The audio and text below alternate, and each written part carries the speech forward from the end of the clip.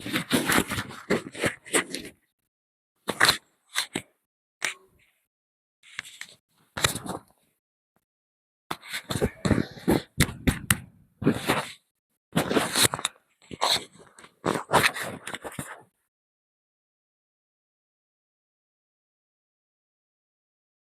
दोस्तों, नमस्कार। आप सभी लोगों का एक बार से फिर से स्वागत है आपके अपने यूट्यूब चैनल लक्ष्य 360 डिग्री पे।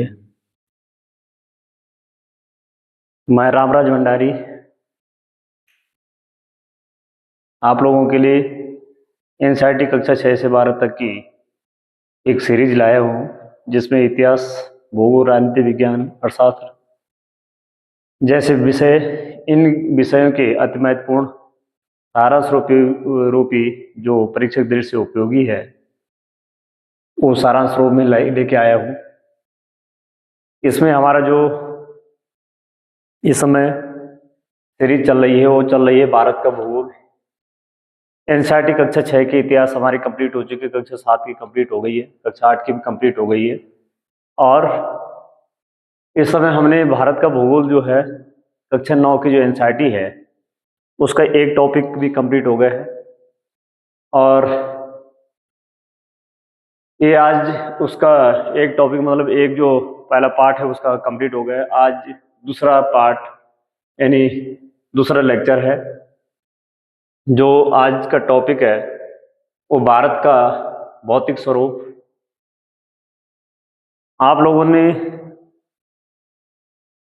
लोग इसे देख भी रहे होंगे और आप लोगों ने देखा होगा, और आप लोग इसे जो है अन्य लोगों तक भी पहुंचा रहे हैं। और आप लोगों से अभी भी यही मेरी एक ही रिक्वेस्ट है कि आप लोग इसे अधिक से अधिक लोगों तक पहुंचाइए। ये सभी परीक्षाओं की दृष्टि से महत्वपूर्ण है, चाहे आपकी जो है एलटी की परीक्षा, एलटी सामाजिक विज्ञान के लिए, प्रवक्ता की परीक्षा, सीटेट, यूटेट, राज्य या संघ लोक सेवा की परीक्षाएं, या जो है समूह की परीक्षाएं, ये सभी परीक्षाओं की दृष्टि से महत्वपूर्ण है। और जो एनसीईआरटी का सिलेबस है ये तो बहुत ही महत्वपूर्ण है। यहाँ पर मेरे 2 कॉन्टेक्ट नंबर है, आप मेरे से कॉन्टेक्ट कर सकते हैं। आप मुझे जो है मेरे व्हाट्सएप पे आपके कोई भी प्रश्न है तो उसको आप, या कोई समस्या है उसको आप मुझसे पूछ सकते हैं। और जहाँ तक मुझसे उस समस्या का समाधान होगा तो मैं जरूर करूँगा। आप लोग जो है, जो मेरा यूट्यूब चैनल है, इस चैनल पे आप जो है कमेंट कीजिए, कमेंट बॉक्स में जो भी आपको जैसे भी लग रहा है आप वो कमेंट कीजिए। और आप उसको जो है जितना आपके कमेंट आएंगे, यस नो जैसे भी आपके कमेंट होंगे, तो उससे मुझे भी इसको और अच्छा करने को जो है मोटिवेशन मिलेगा। और अच्छे से अभी हमने जैसे ये शुरू की है तो इससे और बेहतर ढंग से जो है इसमें और काम किया जा सकता है, या इसमें कुछ कमियां हैं तो उसको भी लिखिए, और कुछ सुधार की जरूरत है तो वो भी लिखिए। और जो है जो आपको अच्छा लग रहा तो अच्छा लिखिए, और जैसे आप लग रहा है लेकिन आप जरूर कमेंट कीजिए। तो आज जो है हमारा सेकंड टॉपिक, और इसमें एक कोशिश ये की गई है कि एक टॉपिक को एक जो है लेक्चर में कंप्लीट किया जाएगा। अगर हो सके लेक्चर लंबा जाए, लेकिन आपको ध्यान पूर्वक देखना है, और उसको जो है महत्वपूर्ण जो बिंदु होंगे जिनकी आपको जानकारी नहीं होगी वो आपको नोट डाउन जरूर करनी है। ये मेरी आप लोगों से रिक्वेस्ट है, क्योंकि एक अच्छा, यदि हम जो है अपनी अच्छी समझ विकसित करना चाहते हैं तो हमें नोट जरूर करना है। और ये जो है जो एनसीईआरटी आपकी बुक है उसका एक एक शब्द, एक एक वाक्य बहुत महत्वपूर्ण है। और खास करके जैसे कक्षा 9th की है तो यहाँ पर तो काफी महत्वपूर्ण हो जाती है, 9th-10th की क्लास की।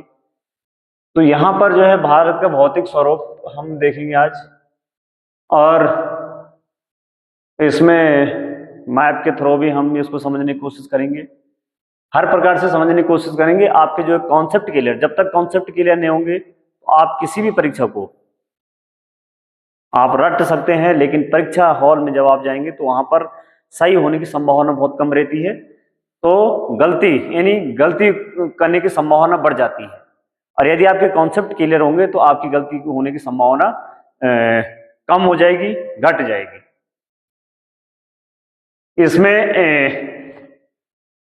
जो भौतिक स्वरूप में यहां पर हम थोड़ा से देखने की कोशिश करते हैं कि भूगर्भीय तौर पर प्रायद्वीप पठार पृथ्वी की सतह का प्राचीनतम भाग। हम भारत के भूगोल को देख रहे हैं और भूगर्भीय तौर पे कहा जा रहा है यहाँ पे कि जो प्रायद्वीप पठार है ये सबसे प्राचीनतम भाग है। चाहे आपका राजस्थान का थार मरुस्थल है, उत्तरी भारत का मैदान है, या हिमालय है, या जो है पूर्वोत्तर भारत का हिस्सा है, तो जो भी जितने भी ये तटीय मैदान है, तो सबसे जो है प्राचीन हिस्सा जो है आपका प्रायद्वीपीय पठार है।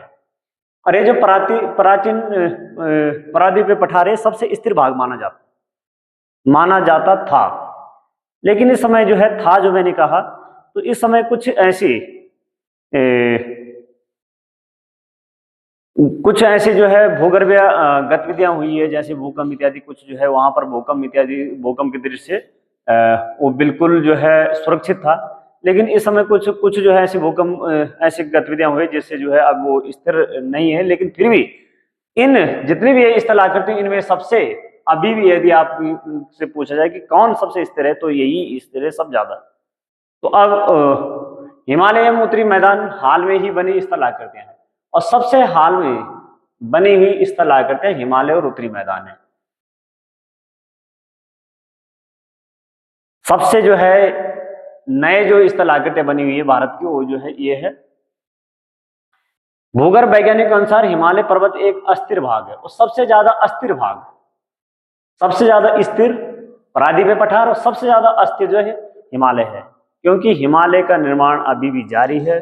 हिमालय में जो टेक्टोनिक गतिविधियां हैं वो अभी भी चल रही है। हिमालय का निर्माण अभी भी जारी है। हिमालय की जो ऊंचाई थी 8,848 मीटर, वो उसमें भी जो है आपको जो नए आंकड़े हैं, तो उसमें भी आपको जो नए आंकड़े में मिलता है कि अब जो है कुछ बढ़ गई है। कहीं पे 8,848.48, कहीं पे जो है 50, कहीं पे 86 ऐसा कुछ। लेकिन उससे ऊपर वो बढ़ चुकी है, कहीं पे जो है 8,848.86 भी मिलता है। परंतु यह है कि ये जो है इसकी ऊंचाई बढ़ चुकी है। पूरी पर्वत श्रृंखला एक युवा स्थल आकृति को दर्शाती है। तो ये जो हिमालय पर्वत श्रृंखला ये युवा स्थल आकृति है, सबसे युवा। उत्तरी मैदान जलोढ़ निक्षेपों से बने हैं। प्रायद्वीपीय पठार अग्नि तथा रूपांतरित शैलों वाली कम ऊंची पहाड़ियों एवं चौड़ी घाटियों से बना है।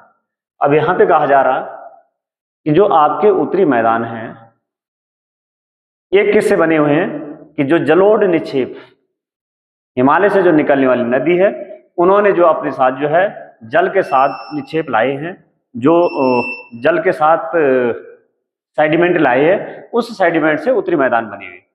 और जो प्रायद्वीपीय पठार है वो किससे बना हो, अग्नि तथा रूपांतरित, जिन्हें कायांतरित शैल भी कहते हैं, तो इनसे बना हुआ है। एक ही आप ये प्रश्न पूछा जाएगा कि प्रायद्वीपीय पठार अग्नि शैलों से बनी हुई है, जो है रूपांतरित शैलों से बने हुए हैं। दूसरा होगा अग्नि और रूपांतरित शैल, और तीसरा कुछ और होगा। तो आपको ध्यान रखना है कि इनसे बनी हुई है, क्योंकि अग्नि शैल जब टूट जाती है या उसका जब अपर्दन होता है, तो वो जो है रूपांतरित शैलों में परिवर्तित हो जाती है, या कायांतरित शैलें जिन्हें कहा जाता है। तो शैलों वाली कम ऊंची पहाड़ी एवं चौड़ी घाटियों से बना है।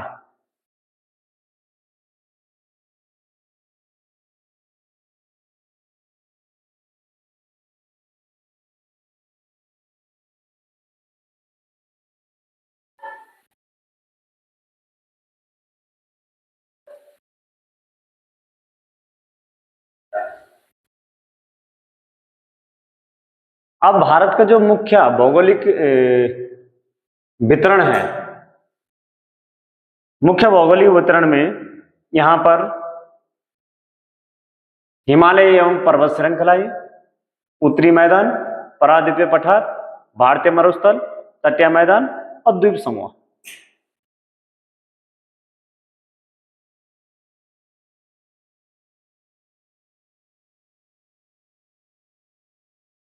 तो भारत की भौगोलिक आकृतियों को कितने भागों में वितरित किया गया? 6 भागों में वितरित किया गया। हिमालय पर्वत श्रृंखला है, उत्तरी भारतीय पराद्वीप पठार, भारतीय मरुस्थल और तटीय मैदान और द्वीप समूह। यहाँ पर भी जो है हम देख लेते हैं कि जो सबसे पहले है हिमालय पर्वत श्रृंखला। हिमालय पर्वत श्रृंखला पहला। दूसरा कहा जा रहा है कि उत्तरी मैदान, तो ये जो उत्तरी भारत का मैदान है ये भाग हो गए। तीसरा जो है पराद्वीपीय पठार, तो ये जो है पराद्वीपीय पठार।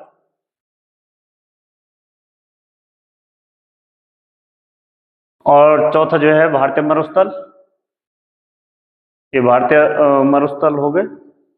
और पांचवा तटीय मैदान, ये जो तट वाले मैदान है इस तरफ भी और इस तरफ भी, दोनों तरफ, पूर्वी तटीय मैदान, पश्चिमी तटीय मैदान। और छठे हो गए द्वीप समूह, ये छठे हो गए यहाँ पे द्वीप समूह। तो 6 भागों में जो है इसको बांटे गए। जो भारत का जो है भौगोलिक आकृति है इसको 6 भागों में बांटा गया।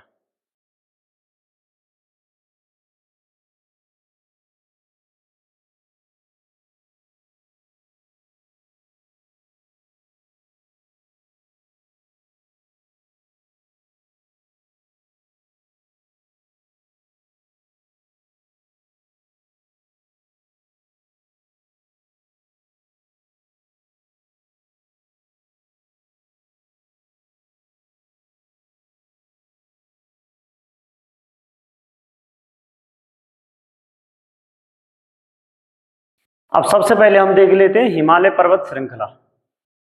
जो ये हिमालय पर्वत श्रृंखला है पश्चिम से पूरब की तरफ, उत्तर पश्चिम से, आप लोग ध्यान रखना, उत्तर पश्चिम से उत्तर पूर्व की तरफ, उत्तर पश्चिम से उत्तर पूर्व की तरफ। और पूर्वोत्तर में इसका जो विस्तार हो जाता है वो हो जाता है उत्तर से, उत्तर पूर्व से उत्तर दक्षिण की तरफ। इस प्रकार से इसका विस्तार हो जाता है।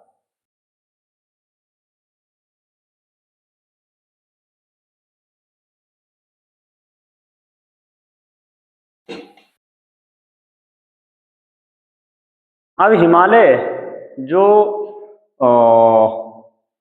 बना हुआ है, हिमालय का जो वर्गीकरण है या हिमालय को हम देखें तो सबसे ऊपर है काराकोरम, उसके बाद है लद्दाख श्रेणी, उसके बाद है जास्कर, उसके बाद है शिवालिक श्रेणी।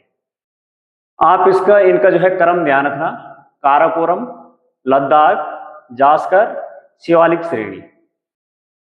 काराकोरम, लद्दाख, जास्कर, शिवालिक श्रेणी, काराकोरम, लद्दाख, जास्कर जो है शिवालिक श्रेणी। तो ये इसका जो है उत्तर से दक्षिण का इसका विस्तार है। काराकोरम, लद्दाख, जास्कर और शिवालिक श्रेणी। सबसे जो है दक्षिण की तरफ है इसका जो है शिवालिक श्रेणी और सबसे उत्तर की तरफ है काराकोरम। तो इसका ये जो है ये आप इसका क्रम आप लोग ध्यान रखना कि काराकोरम, लद्दाख, जास्कर और शिवालिक श्रेणी, ये इसका जो है उत्तर से दक्षिण विस्तार है। अब इसका एक डिवीजन तो हमने ये देख लिया है। एक डिवीजन हम इसका जो है दूसरे प्रकार से देखते हैं कि जो हिमालय है तो हिमालय से जो पूर्व निर्मित है उसे कहा जाता है ट्रांस हिमालय। ट्रांस हिमालय,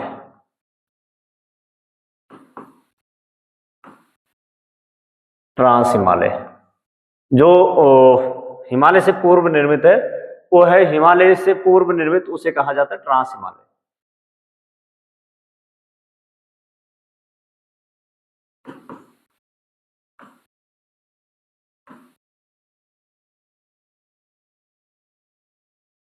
या उसे हम कहते हैं परा हिमालय। परा हिमालय, परा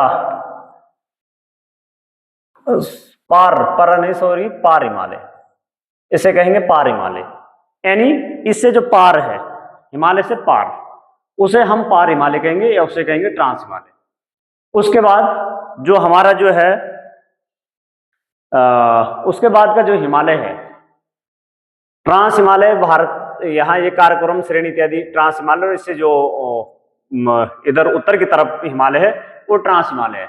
और जो भारत में इसकी हिमालय की श्रेणियां हैं, तो इसमें आएगा ट्रांस हिमालय के बाद यहां पर आएगा फिर महान हिमालय, इसके नीचे आएगा महान हिमालय, महान हिमालय, महान हिमालय, या इसे कहते हैं बृहत हिमालय।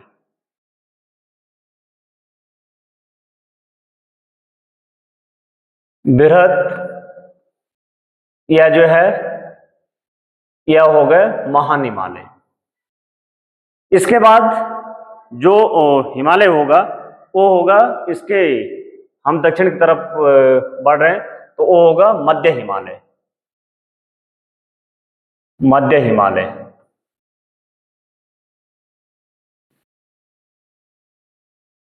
हिमालय, और इसके जो और दक्षिण की तरफ होगा वो होगा शिवालिक श्रेणी। तो ये शिवालिक श्रेणी, यहाँ पे जो शिवालिक श्रेणी है वो यहाँ पे हो जाएगा फिर शिवालिक श्रेणी, शिवालिक श्रेणी। तो इसका आप लोगों को एक क्रम ध्यान रखना है कि एक क्रम पूछा जा सकता है कि उत्तर से दक्षिण की तरफ, इनके अभी हम सब विशेषता देखेंगे, महान हिमालय की क्या विशेषता है, मध्य हिमालय की क्या है, शिवालिक श्रेणी की क्या है। तो यहाँ पर सबसे उत्तर में ट्रांस हिमालय या उसे पार हिमालय कहेंगे, फिर बृहत हिमालय या उसे महान हिमालय कहा जाता है, और या इसे ग्रेट हिमालय कहते हैं। मध्य हिमालय, मध्य हिमालय के जो है हम अभी और भी बहुत सारे नाम देखेंगे। उत्तराखंड में उसे किस नाम से जानते हैं, नेपाल में किससे जो है नाम से जानते हैं, जैसे उत्तराखंड में जो है नागटिब्बा के नाम से जानते हैं, हिमाचल में जो है उस हिमालय को किस नाम से जानते हैं, और नेपाल में उसे जो है किस नाम से जानते हैं, ये भी देखेंगे। और शिवालिक श्रेणी, तो ये एक डिवीजन ये हो गए हिमालय का।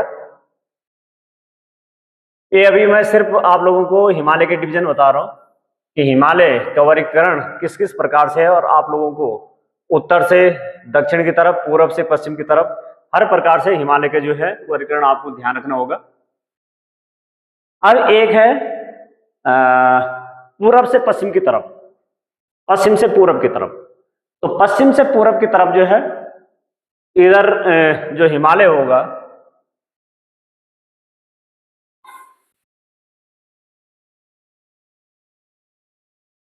सबसे पश्चिम में जो हिमालय होगा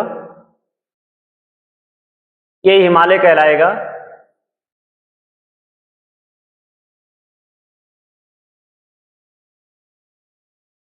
सबसे पश्चिम में कश्मीर हिमालय, कश्मीर हिमालय। उसके बाद एक कश्मीर हिमालय आ जाएगा। इसके बाद जो हिमालय आएगा ये आएगा हमारा हिमाचल हिमालय,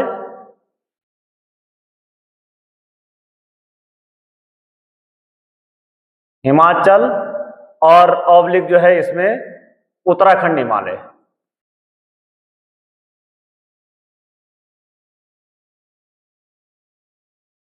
उत्तराखंड हिमालय। उसके बाद जो हिमालय इसके आगे होगा वो नेपाल हिमालय है। नेपाल हिमालय भारत का हिस्सा है नहीं है।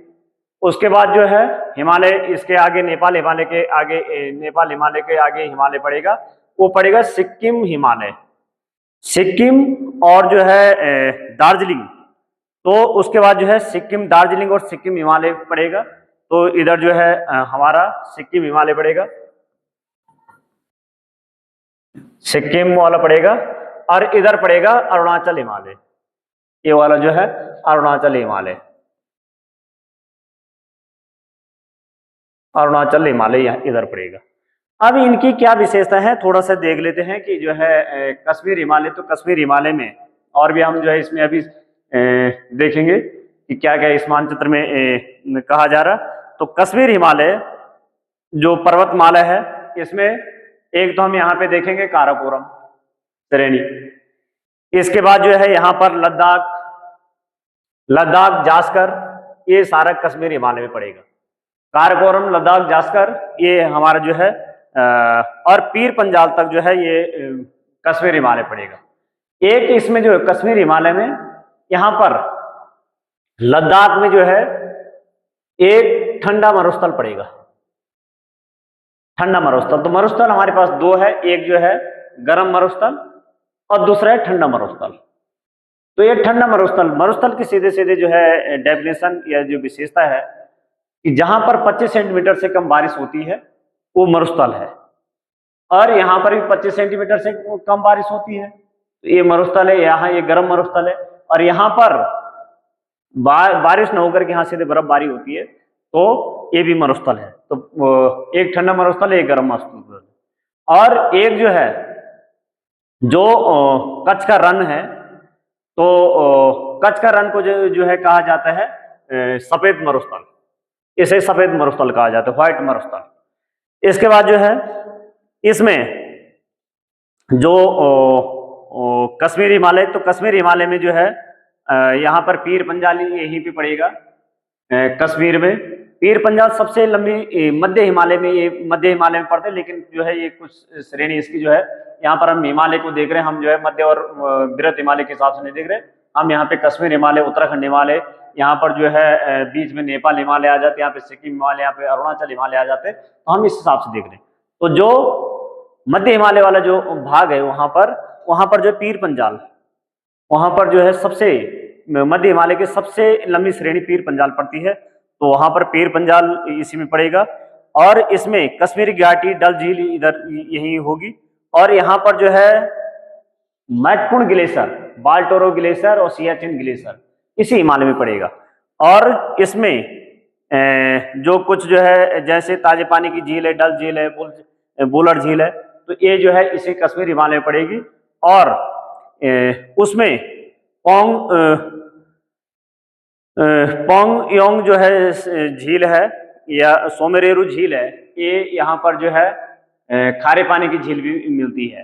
तो इसमें जो है महत्वपूर्ण जो नदी है ये सिंधु नदी, यहाँ से तिब्बत से होकर कैलाश मानसरोवर से होकर के निकलती है, और ये जास्कर से होते हुए भारत में इंटर करती है।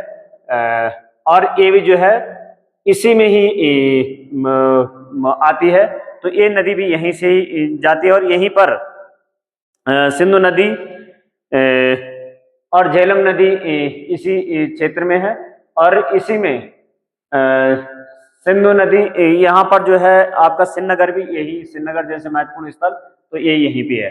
अब यहाँ पर जो हमारा उत्तराखंड हिमालय है, हिमाचल हिमालय, उत्तराखंड हिमालय, तो उत्तराखंड हिमाचल हिमालय में यहाँ पे जो है ये जो क्षेत्र है ये काली नदी और जो है रावी नदी, तो रावी नदी और काली नदी के बीच में ये क्षेत्र पड़ता है।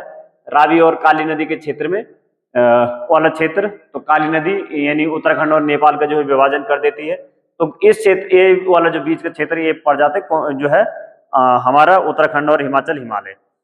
इसमें जो श्रेणियां है इसमें जैसे नागटिबा, उत्तराखंड में नागटिबा है, और इसमें जो है शिवालिंग श्रेणी इसमें जो है सबसे महत्वपूर्ण श्रेणी है।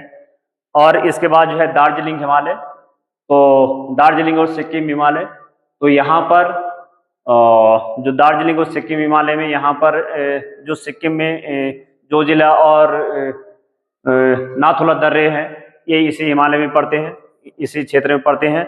और इसमें तीस्ता नदी इस क्षेत्र में बहती है। कंचनजंगा जो है, कंचनजंगा ये पर्वत श्रेणी भी यहीं पे है। और इसमें जो और है तो यहाँ पे चाय के बागान, इस क्षेत्र में दार्जिलिंग में चाय के बागान यहाँ पे है। और इसमें लेप्चा जनजाति, यहाँ पर जो है लेप्चा जनजाति, तो लेप्चा जनजाति जो है दार्जिलिंग वाले क्षेत्र में यहाँ पे लेप्चा जनजाति निवास करती है, और सिक्किम वाले क्षेत्र में। और इसके बाद जो है यहाँ पे सबसे पूर्व में पड़ता है पूर्वोत्तर में अरुणाचल हिमालय। तो अरुणाचल हिमालय जो भूटान से लेकर के और जो दिफू दर्रा है, तो दिफू दर्रे तक जो है ये हिमाचल है, अरुणाचल हिमालय है। और इसमें यहाँ पर यहाँ से लेकर के और यहाँ जो ये नंगा पर्वत है, तो नंगा पर्वत ये नाम चबरवा है। तो नंगा पर्वत से लेकर के और नाम चबरवा, ये नंगा पर्वत से नाम चबरवा, तो यहाँ पर नाम चबरवा भी इसी में है। और यहीं से जो है हमारी जो ब्रह्मपुत्र नदी है भारत में इंटर करती है, नाम चबरवा से भारत में इंटर करती है। और यहाँ पर नाम चबरवा नहीं है, यहाँ पर अभी मानचित्र में आएगा, तो उस पर वो चर्चा करेंगे। इसके बाद जो है हम हिमालय, तो इस क्षेत्र में एक तो यहाँ इस क्षेत्र में जो इस क्षेत्र की विशेषता है, एक तो यहाँ पर झूम खेती होती है, स्थानांतरित कृषि होती है, ये इसकी यहाँ पर है। और यहाँ पे जैव विविधता भी यहाँ पे है। और यहाँ की जो और खासियत जो विशेषता है, यहाँ पर कुछ जो जनजाति है, मोपला है, डापला है, अबोर है, मिसमी है, नागा है, ये कुछ जनजाति इस क्षेत्र में निवास करती है। ये खास जनजातियां इस क्षेत्र में निवास करती है। और इसके बाद जो है हम जो यहाँ पे है पूर्वी पहाड़ियां हैं, तो यहाँ पर फिर पटकाई बूम की हिल्स है, पटकाई बूम हिल्स है। यहाँ पे नागालैंड वाले क्षेत्र में नागा हिल्स है, मिजोरम वाले क्षेत्र में मिजो हिल्स है, और मणिपुर वाले क्षेत्र में मणिपुरी पहाड़ियां हैं। तो यहाँ पर जो कुछ पहाड़ियां और उन्हीं पहाड़ियों के नाम पे, और इस क्षेत्र में भी जो झूम खेती है, स्थानांतरित कृषि है, वो यहाँ इस क्षेत्र में भी की जाती है। तो ये आप लोग जो है ध्यान रखना। और बराक मणिपुर और जो है मिजोरम की जो है यहाँ पर मणिपुर और मिजोरम की एक मुख्य महत्वपूर्ण नदी है बराक, तो वो भी इसी क्षेत्र में, जो पूर्वोत्तर पहाड़ी है, ये इसी क्षेत्र में बहती है। तो फिर मणिपुर में एक जो है झील है, लोकटक झील, ये भी इसी हिमालय में है, लोकटक झील। और वहां पर एक जो है एक हिरण भी वहां पर, एक जो है उस झील में जो लोकटक झील है, वहां पर एक तैरता हुआ पार्क भी है, तो वो जो है केवल नाम जाओ पार्क। और वहां पर एक संगाई हिरण भी वहां उस क्षेत्र में पाए जाते हैं। तो ये आप लोग जो है ध्यान रखना। इसके बाद जो है हिमालय का हम जो है और प्रकार से वर्गीकरण देखते हैं, हिमालय का और क्या वर्गीकरण है। तो कुछ जो है नदी घाटियों के आधार पर भी हिमालय का वर्गीकरण किया गया है। सिडनी बुराड महोदय ने जो है हिमालय का जो वर्गीकरण किया है, सिडनी बुराड महोदय ने नदी घाटियों के आधार पर किया है। तो नदी घाटियों के आधार पर जो हिमालय का वर्गीकरण किया है, यहाँ से सिंधु नदी, और सिंधु नदी से यहाँ सतलज नदी, सिंधु नदी से सतलज नदी के बीच का जो हिमालय है, इस हिमालय को जो नाम दिया गया है, वो दिया गया पंजाब हिमालय। पंजाब हिमालय, इस जो है हिमालय को यहाँ नदी घाटियों के आधार पर इन्होंने बांटा है। तो यहाँ पर सिंधु नदी और सतलज नदी के बीच का जो हिमालय, इसे पंजाब हिमालय के नाम से इसे जो है जाना जाता है। और इसमें जो है कश्मीर, हिमाचल प्रदेश, और इसकी जो है सबसे जो ऊंची चोटी है, वो नंगा पर्वत यहाँ पे जो है सबसे ऊंची चोटी है इस हिमालय की। तो जो पंजाब हिमालय की सबसे ऊंची चोटी जो है नंगा पर्वत है। और इसमें ये जो जास्कर वाली श्रेणी है, इस जास्कर श्रेणी में ही नंगा पर्वत की चोटी है। और इसमें जो है कश्मीर घाटी है, कुल्लू मनाली है, कांगड़ा घाटी है, श्रीनगर है, डलहौजी, ये सारे जो है इसी में पड़ते हैं। तो ये जो है डलहौजी हिमाचल में है, कांगड़ा घाटी है हिमाचल में है, और कश्मीर घाटी है कश्मीर में है, श्रीनगर है। तो ये इसके जो है इसमें कुछ महत्वपूर्ण पर्यटक स्थल भी है। इसके बाद जो है ये जो सतलज नदी है, तो इसी सतलज नदी से आगे और काली नदी तक, यहाँ काली नदी जो उत्तराखंड और नेपाल के बीच में एक बॉर्डर का काम करती है, तो इस काली नदी तक इस हिमालय को कहा गया कुमाऊं हिमालय। कुमाऊं हिमालय,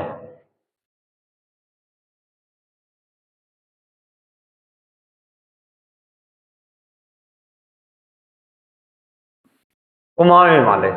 तो ये जो है ध्यान रखना आपकी जो है कुमाऊं हिमालय कहाँ से कहाँ तक है, तो ये जो है नदी घाटी के आधार पर इसका विभाजन है। तो सतलज नदी से जो है काली नदी के बीच का क्षेत्र जो है कुमाऊं हिमालय कहलाता है।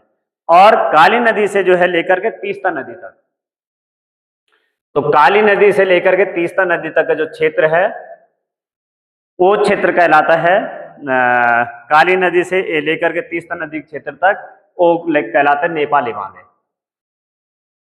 नेपाल हिमालय।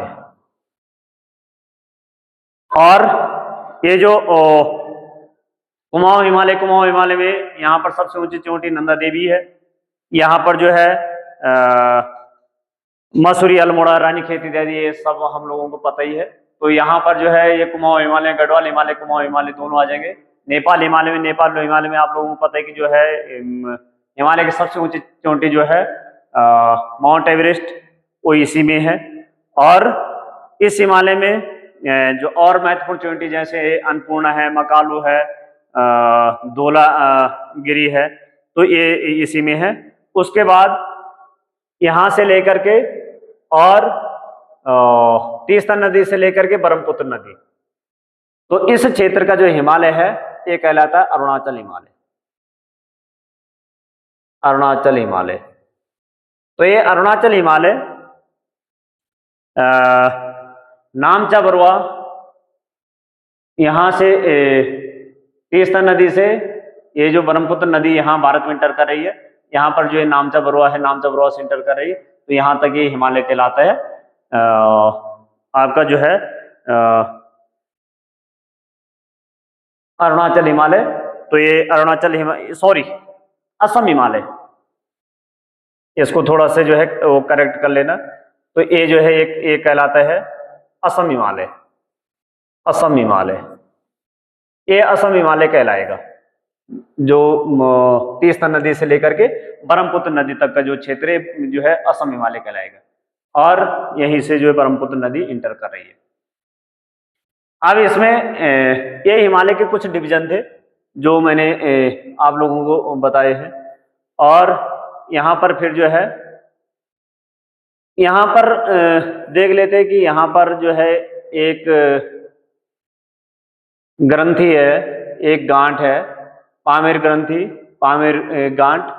तो यहाँ पर पामेर गांठ है और इसी पामेर गांठ से जो है हिंदुकुश पर्वत श्रेणी निकल रही, यहाँ से जो है कुल्लून श्रेणी निकल रही है, यहाँ से जो है काराकोरम श्रेणी भी निकल रही है। तो ये बहुत सारी, यहीं से आगे फिर सुलेमान श्रेणी भी निकलती है। तो ये बहुत सारी श्रेणियां यहाँ से निकल रही है। और पूर्वोत्तर भारत में, अच्छा पूर्वोत्तर भारत में यहाँ पर जो गारो खासी जयंतियां हैं, ये हिमालय का विस्तार नहीं है। तो ये हिमालय का विस्तार नहीं है, ये जो है जो दक्कन का ये पठार है, दक्कन का पठार का ही विस्तार है ये गारो खासी जयंतियां। यहाँ पर जो है ये दक्कन का पठार, ये जो है पठारी भाग, यहाँ मालवा पठार जो है, यहाँ छोटा नागपुर का पठार, यहाँ बुंदेलखंड का पठार, बघेलखंड का पठार, तो ये इसका ही विस्तार है गारो खासी जयंतियां।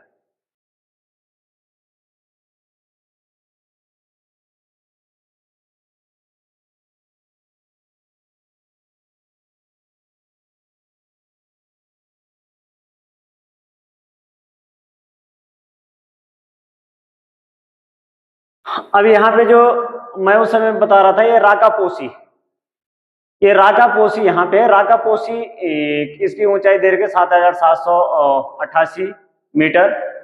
तो ये 7,788 मीटर, ये सबसे ऊंची, ये सबसे खड़ी, ये सबसे खड़ी ढाल है, ये राकापोसी सबसे खड़ी ढाल है।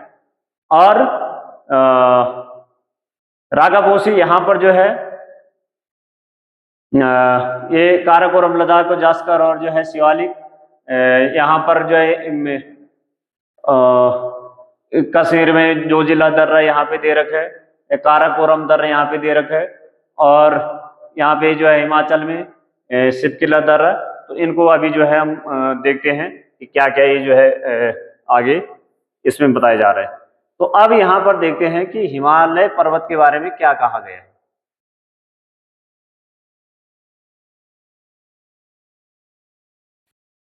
हिमालय भूगर्भीय रूप से युवा एवं बनावट की दृष्टि से कैसे बलित पर्वत है। बलित पर्वत श्रृंखला।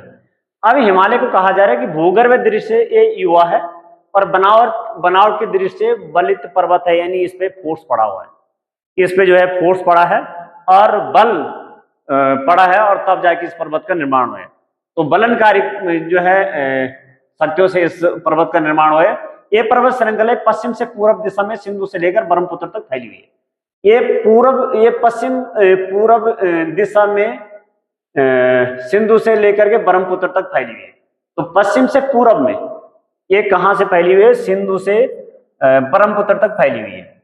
और हिमालय विश्व की सबसे ऊंची पर्वत श्रृंखला श्रेणी है। 2400 किमी की ऊंचाई लंबाई में फैली हुई अर्धवृत्ताकार निर्माण करता है। तो यहां पर कहा जा रहा है कि जो हिमालय है ये कहां से है? ये हिमालय को कहा जा रहा है कि ये पश्चिम से और पूरब, पश्चिम में सिंधु से लेकर के पूरब में ब्रह्मपुत्र तक इसका विस्तार है। पश्चिम में जो है सिंधु से लेकर के पूरब में ब्रह्मपुत्र तक इसका विस्तार है। और इसे कहा जा रहा है कि इसकी जो लंबाई है, यहां से जो भी इसका विस्तार है, ये कहा जा रहा है कि 2400 किलोमीटर है। और इसका जो विस्तार 2400 किलोमीटर कहा जा रहा है, तो इसको कहा जा रहा है कि ये जो है अर्धवृत्ताकार या अर्धचंद्राकार इसकी आकृति है। ये आप लोग ध्यान रखना, इसकी जो आकृति है ये अर्ध चंद्राकार अर्धवृत्ताकार, ये इसकी आकृति इसमें बताई जा रही है।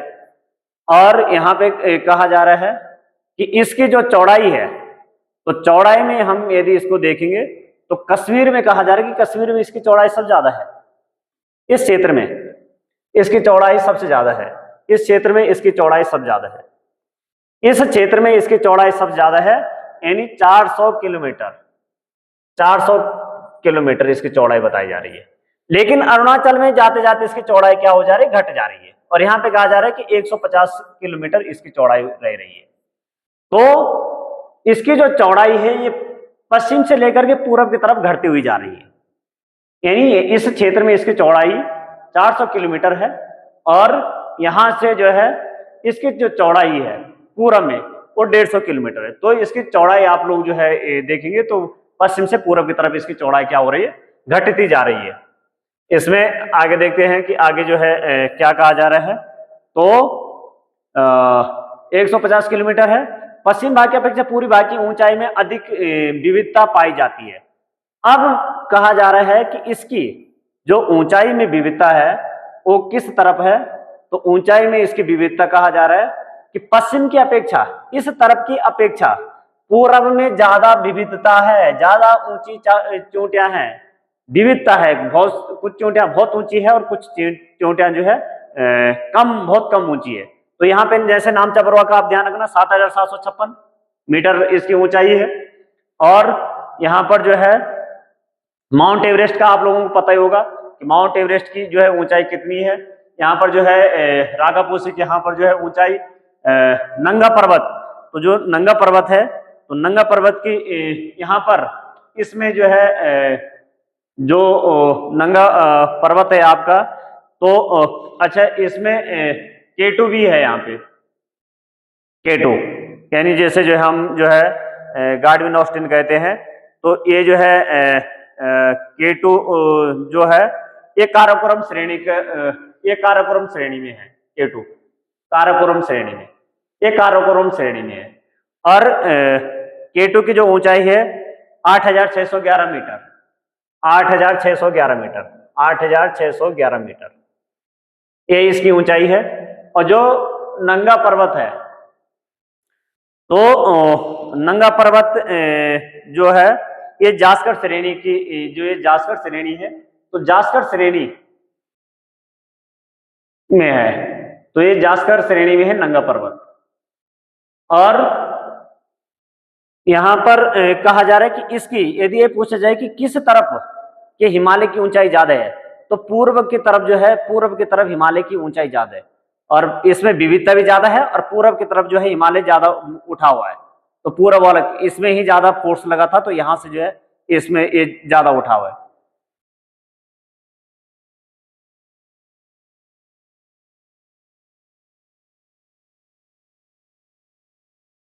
तो इसमें अधिक विविधता पाई जाती है। ये हमने देखा है कि इसमें जो है पूर्व में ज्यादा विविधता है। और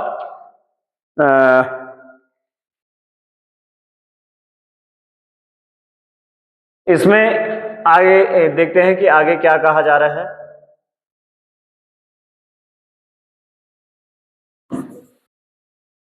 पश्चिम आज्ञा पूरी भाग अपनी पूरी देशांतर विस्तार के साथ हिमालय के 3 भागों में बांट सकते हैं। सबसे उत्तरी भाग में स्थित श्रृंखला महान या आंतरिक हिमालय हिमाद्री। सबसे उत्तरी भाग में स्थित श्रृंखला को महान हिमालय आंतरिक हिमालय हिमाद्री कह सकते हैं। तो इसका हिमालय का जब हमने देखा था कि इसमें जो सबसे उत्तर में है इसे कहा जा रहा कि ये जो सबसे उत्तर में है इसे कहेंगे महान हिमालय, या इसे कहेंगे हिमाद्री। और इसके जो इससे भी जो महान हिमालय से उत्तर में है वो ट्रांस हिमालय है। तो इसी को जो है आप ध्यान रखना कि जो उत्तर में है, सबसे उत्तर में है, इसको किस नाम से जाना जा रहा है, इसे महान हिमालय आंतरिक हिमालय, और इसी का नाम जो है हिमाद्री है। यह सबसे अधिक सतत श्रृंखला है जिसमें 600 मीटर की औसत ऊंचाई वाले सर्वाधिक ऊंचे शिखर है। तो इसको कहा जा रहा है कि ये सबसे ज्यादा सतत श्रृंखला है और इसमें 6000 मीटर की औसत ऊंचाई वाले पर्वत श्रृंखला आपको मिलेंगे इस हिमालय में, महान हिमालय में आंतरिक हिमालय, या जो है इस जो हिमालय जो हिमाद्री वाला है इसमें। और इसमें जो है हिमालय के सबसे मुख्य शिखर भी इसी में है। सबसे ऊंचा शिखर इसमें, हिमालय के सबसे मुख्य शिखर भी इसी में है।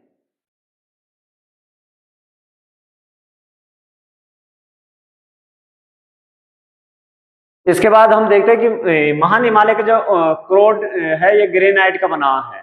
तो ये हिमालय का महान हिमालय का जो क्रोड है वो क्रोड जो है ग्रेनाइट का बना हुआ है। हिमाद्री के दक्षिण में जो हिमाद्री है, जो जिसे महान हिमालय कहा जा रहा है, जिसे उसका नाम आंतरिक हिमालय भी है, तो इसके दक्षिण में ये आपका हिमाद्री हो गया, या इसे हम महान हिमालय कह रहे हैं, महान हिमालय, या इसे ही आंतरिक हिमालय के भी कहा जाता है। तो इसके दक्षिण में यानी इस तरफ की जो हिमालय है इसके दक्षिण में स्थित श्रृंखला हिमाचल या निम्न हिमालय, ये वाला जो हिमालय है ये जो है हिमाचल या निम्न हिमालय के नाम से जो है इसके नाम से जानी जाती है। इन श्रृंखला की ऊंचाई जो 3700 मीटर से 4500 मीटर। तो इसकी आप लोग ध्यान रखना कि इसकी जो है ऊंचाई 3700 से 4500 मीटर के बीच, तथा औसत जो चौड़ाई इसकी वो है 50 किलोमीटर। तो 50 किलोमीटर इसकी जो है औसत चौड़ाई है। तो इस चीज का आप ध्यान रखना। और पीर पंजाब श्रृंखला सबसे लंबी तथा सबसे महत्वपूर्ण श्रृंखला है। तो जो हिमाचल हिमालय निम्न हिमालय है इसमें ही पीर पंजाब श्रृंखला है, और ये इसमें सबसे महत्वपूर्ण जो है श्रृंखला है, सबसे लंबी श्रृंखला है। और धौलाधार एवं महाभारत श्रृंखला भी महत्वपूर्ण है। अब इसको हिमाचल हिमालय निम्न हिमालय को हिमाचल प्रदेश में इसे नाम से जाना जाता है, धौलाधार के नाम से, और नेपाल में से जाना जाता है महाभारत के नाम से, और उत्तराखंड में इसे जाना जाता है नागटिब्बा के नाम से। तो हिमाचल हिमालय निम्न हिमालय को जो हम नाम से जानते हैं, तो हिमाचल में इसे धौलाधार, नेपाल में महाभारत और उत्तराखंड में नागटिब्बा। इसी श्रृंखला में कश्मीर की घाटी तथा हिमाचल के कांगड़ा एवं कुल्लू की घाटियां स्थित है। हिमालय की सबसे बाहरी श्रृंखला को शिवालिक कहा जाता है। तो इसकी चौड़ाई 10 से 50 किलोमीटर तक, ऊंचाई 900 से 1100 मीटर के बीच है।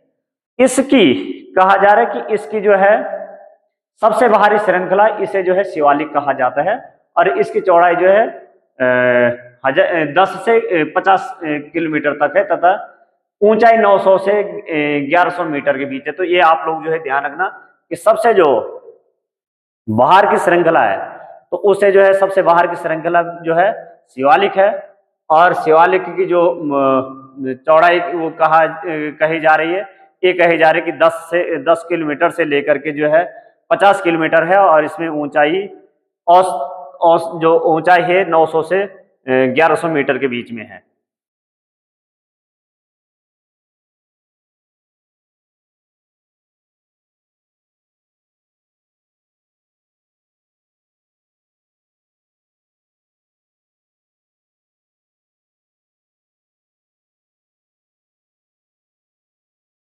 निम्न हिमालय तथा शिवालिक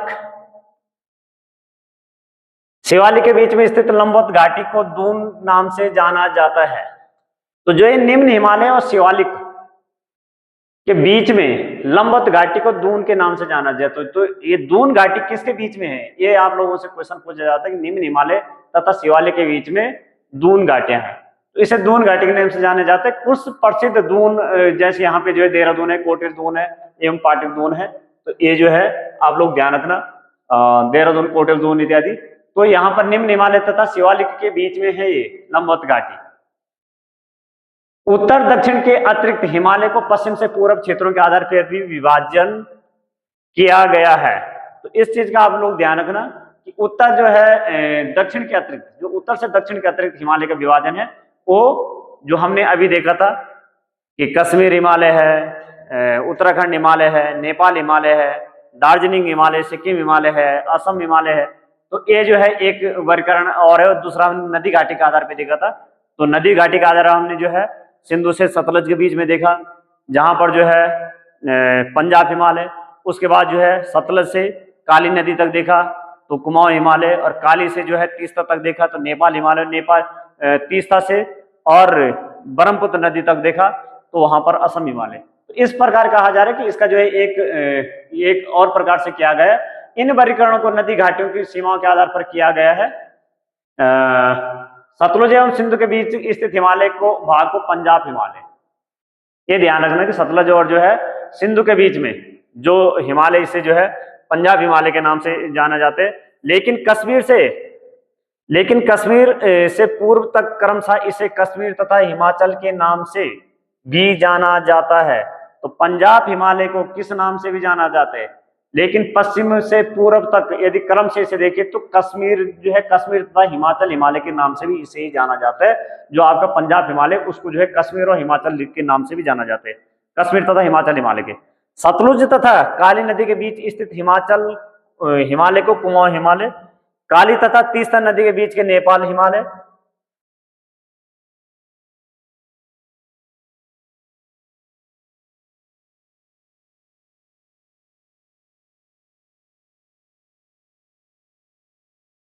तीस्ता तथा दिहांग नदी के बीच स्थित असम हिमालय के नाम से जाना जाता है। तो ये दिहांग नदी को ही जब ये जो है असम में प्रवेश करती है, नामचा बरवा से जो है प्रवेश करती है, इंटर करती है, तो इसे दिहांग के नाम से जाना जाता है। और जहां से जो है प्रवेश करती है, जहां से निकलती है कैलाश मानसरोवर से और तिब्बत वाले क्षेत्र से, तो उस क्षेत्र में इसे जो है सांगपो के नाम से जाना जाता है। और जब ये जो है असम में प्रवेश करती है तो उस समय इसे दिहांग के नाम से जाना जाता है। जब असम के मैदान में पहुंचती है तो तब उसे ब्रह्मपुत्र के नाम से जाना जाता है। तो दिबांग अलग है, दिबांग इसकी सहायक नदी है, और दिहांग जो है इसी सिंधु नदी को जो है कहा जाता है। तो तीस्ता से दिहांग या आप जो है ब्रह्मपुत्र नदी कह सकते हैं। और जब जो है ये इंटर करती है भारत में, तो उस समय ये यू आकार का टर्न लेती है और वहां पर एक जो है गॉर्ज बनाती है। ब्रह्मपुत्र हिमालय की सबसे पूर्वी सीमा बनाती है। तो ब्रह्मपुत्र जो है ये हिमालय के सबसे पूर्वी सीमा बनाती है। दिहांग महाखड्ड, यहां पर कहा गया है कि दिहांग जो है नदी है, ये जो ब्रह्मपुत्र नदी जब भारत में इंटर करती है तो महाखड्ड गॉर्ज के बाद हिमालय दक्षिण की ओर तीखा मोड़ बनाते हुए भारत की पूर्वी सीमा के साथ फैल जाता है। तो यहाँ पर क्या करते हैं कि जो है महाखंड बनाते, गॉर्ज बनाते हैं, और उसके साथ क्या होता है कि हिमालय दक्षिण की ओर तीखा मोड़। तो हमने देखा है कि हिमालय क्या करता है, वहां से दक्षिण की ओर जो है एक तीखा मोड़ ले लेता है, यहां से दक्षिणी की ओर तीखा मोड़ ले लेता है और हिमालय का विस्तार उत्तर से दक्षिण की तरफ हो जाता है।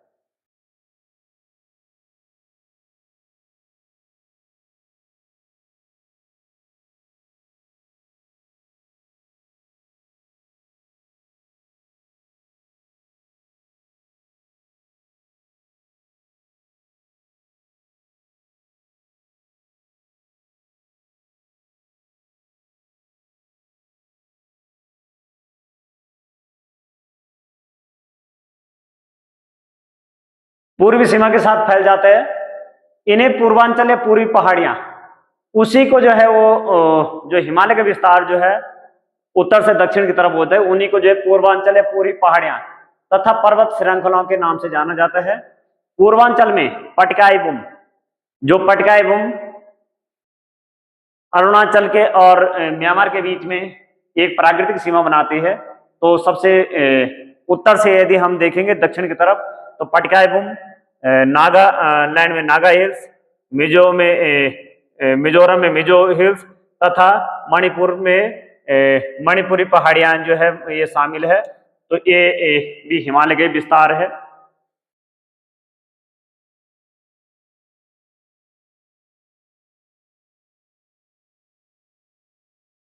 यहाँ पर मिजो हिल्स की एक पिक्चर दे रखी है और हिमालय के कुछ पर्वत शिखर है, इनके जो है आपको ध्यान रखने की कहाँ किस क्षेत्र में पड़ते हैं और इनकी ऊंचाई क्या है।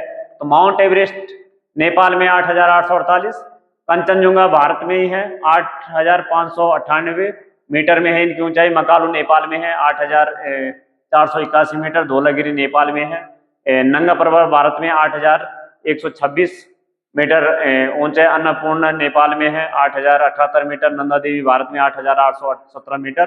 कामेट भारत में है 7,756 मीटर और नामचा बरुआ भारत में ही है 7,756 मीटर। और गुरुला मानधाता जो है नेपाल में है, तो ये जो है 7,728 मीटर इनकी ऊंचाई है। इनकी भी आप लोग जो है ध्यान रखना।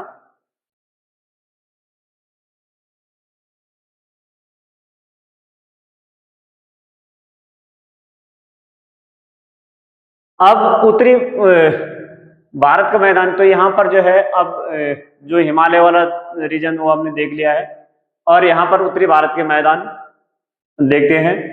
तो उत्तरी भारत का मैदान प्रमुख नदी प्रणालियों सिंधु, गंगा एवं ब्रह्मपुत्र तथा उसकी सहायक नदियों से बना है। तो जो उत्तरी भारत का मैदान बना हुआ है, ये मुख्यतः इन नदियों के द्वारा जो है बनाया गया है। सिंधु नदी, गंगा नदी, ब्रह्मपुत्र नदी, इन नदी, ये नदी और इनकी जो सहायक नदियां हैं, तो इनके द्वारा बनाया गया है। यह मैदान जलोढ़ मृदा से बना है। उत्तरी भारत का मैदान जो है बना हुआ है जलोढ़ मृदा से। इनकी जो ये नदियां हैं, इन नदियां और इनकी जो सहायक नदियां हैं, इन नदियों ने जो अपने साथ मृदा बहा के लाई है, अपर्दन के करके लाई है, तो जल ओढ़ मृदा से बना है। तो जल के साथ जो ओढ़ करके जो मृदा आई है उससे बना हुआ ये मैदान। इसका विस्तार 7 लाख वर्ग किमी क्षेत्र पर है। तो विस्तार इसका आप ध्यान रखना, इसका विस्तार 7 लाख वर्ग किमी क्षेत्र पर है।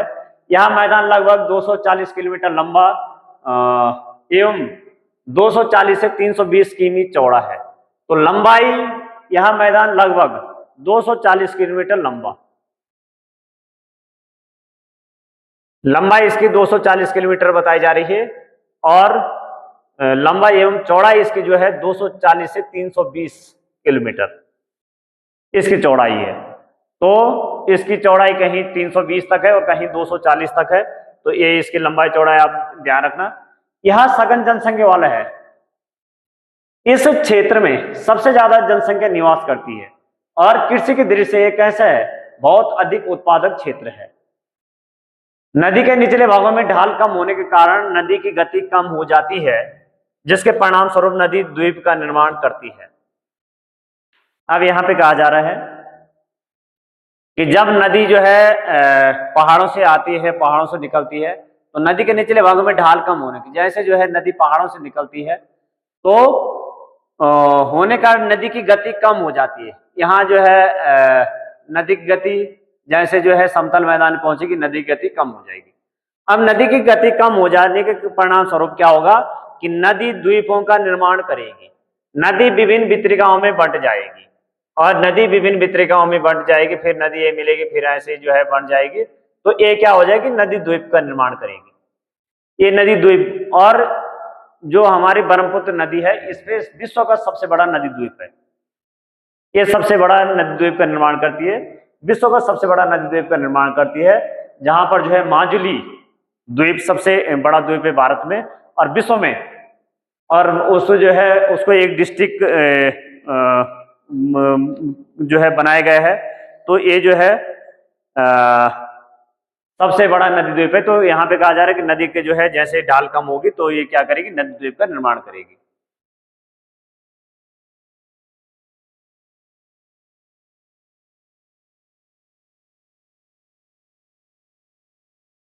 यह नदियां अपने निचले भाग में गाद एकत्र के कारण बहुत धाराओं में बढ़ जाती है, इन धाराओं को वितरिकाएं कहा जाता है।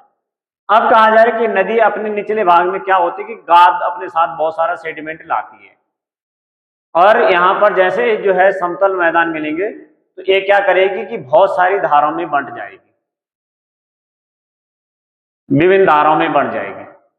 तो इन धाराओं को क्या कहा जाता है, इन धाराओं को वितरिका कहा जाता है। तो वितरिकाएं किसे कहा जाता है कि नदी जब विभिन्न धाराओं में बढ़ जाती है और मैदानी क्षेत्र में प्रवेश करने पे बहुत सारा गाद अपने साथ लाती है, और वहां से जो है विभिन्न धाराओं में बढ़ जाती है, आगे गाद जो है जमा होने कारण बढ़ जाती है, तो उन्हें ही वितरिका कहा जाता है। तो आप लोग ये ध्यान रखना कि वितरिकाएं किन्हें कहा जाते हैं। उत्तरी मैदान के मोटे तौर पर 3 वर्गों में विभाजित किया जाता है। इसमें कुछ जो है पीडीएफ में कुछ चेंजिंग आ गई है, तो आप लोग जो है इसको एडजस्ट करना है। यहाँ पर कुछ मात्राएं की थोड़ा दिक्कत आ रही है, तो इसमें वो इन्हें लगा रहा हूँ। तो 3 वर्गों में विभाजित किया जाता है। अब उत्तरी मैदान में उत्तरी मैदान को जो है मोटे तौर पे 3 भागों में विभाजित किया जाता है। ध्यान रखना आप लोग कि 3 भागों में विभाजित किया जाता है। उत्तरी मैदान के पश्चिमी भाग को पंजाब का मैदान ऑब्लिक सिंधु का मैदान, इसको जो है पंजाब का मैदान ऑब्लिक सिंधु का मैदान, यानी जो पंजाब का मैदान है ये सिंधु और सिंधु की सहायक नदियों ने बनाया, इस मैदान को बनाया है, तो इसे जो है सिंधु का मैदान के नाम से जाना जाता है और पंजाब के मैदान के नाम से जाना जाता है। इस भाग में दुआओं की संख्या बहुत अधिक है।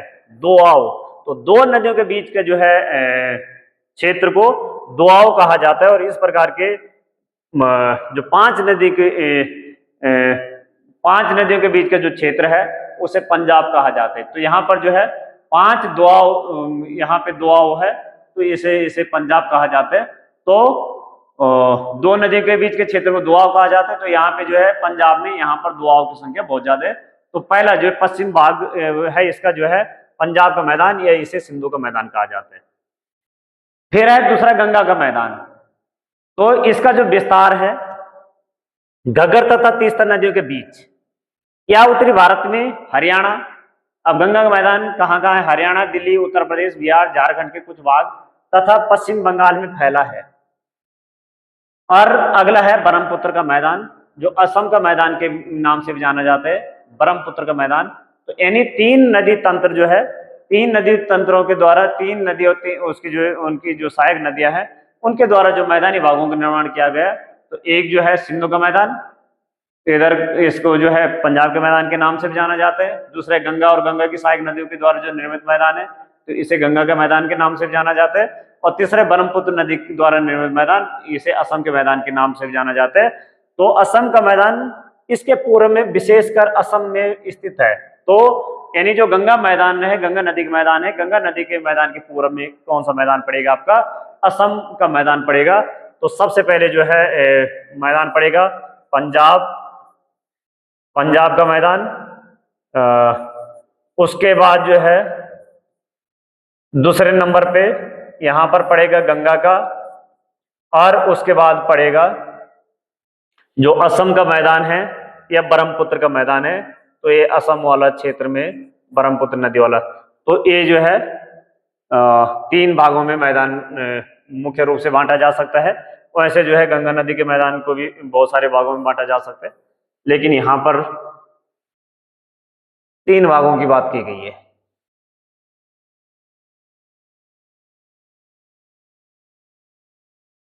आकृति और विविधता के आधार पर उत्तरी मैदान को 4 भागों में विभाजित किया जाता है। अब आकृति और विविधता के आधार पर, आकृति और विविधता डायवर्सिटी के आधार पर कहा जा रहा है कि जो उत्तरी भारत के मैदान है इसको 4 भागों में विभाजित किया जाता है, किया जा सकता है।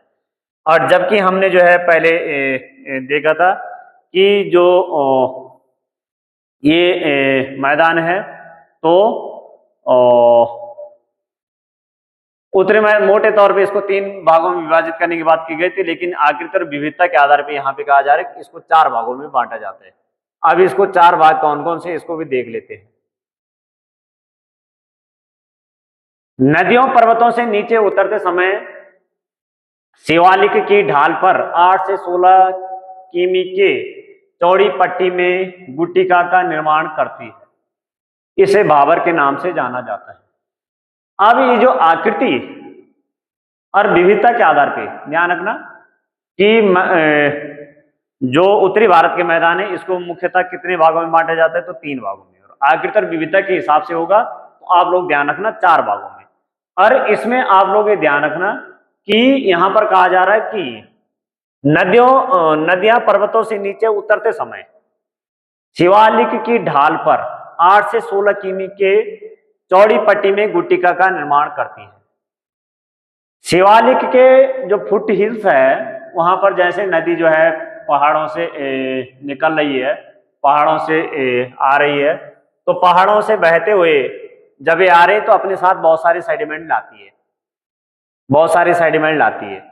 अब बहुत सारे सेडिमेंट लाती है, जैसे जो है ये शिवालिक की ढाल पे, जहां पर इसका ढाल यहाँ पर जो है खत्म होने वाला है, तो यहां पर क्या करेगी कि शिवालिक के फुट हिल्स पे 8 से 16 किमी के चौड़ी पट्टी में, यानी चौड़ी पट्टी कितनी की होगी, 8 से 16 किलोमीटर की होगी ये चौड़ी पट्टी। इसमें क्या करेगी, एक गुटिका का निर्माण करेगी, एक ऊंचा उठे हुए भाग का निर्माण करेगी यहां पर। और यहां पर क्या करेगी, इसे भाबर के नाम से जाना जाता है। तो इस गुटिका को भाबर के नाम से जाना जाता है। तो ये मैदानी भाग का हिस्सा है और इसे, ये भाबर को भी आप ध्यान रखें, ये मैदानी भाग का हिस्सा है, इसे भाबर के नाम से जाना जाता है। तो ये हो गए भाबर, भाबर के नाम से जाना जाता है। सरिता इसी भाबर पट्टी में विलुप्त हो जाती है।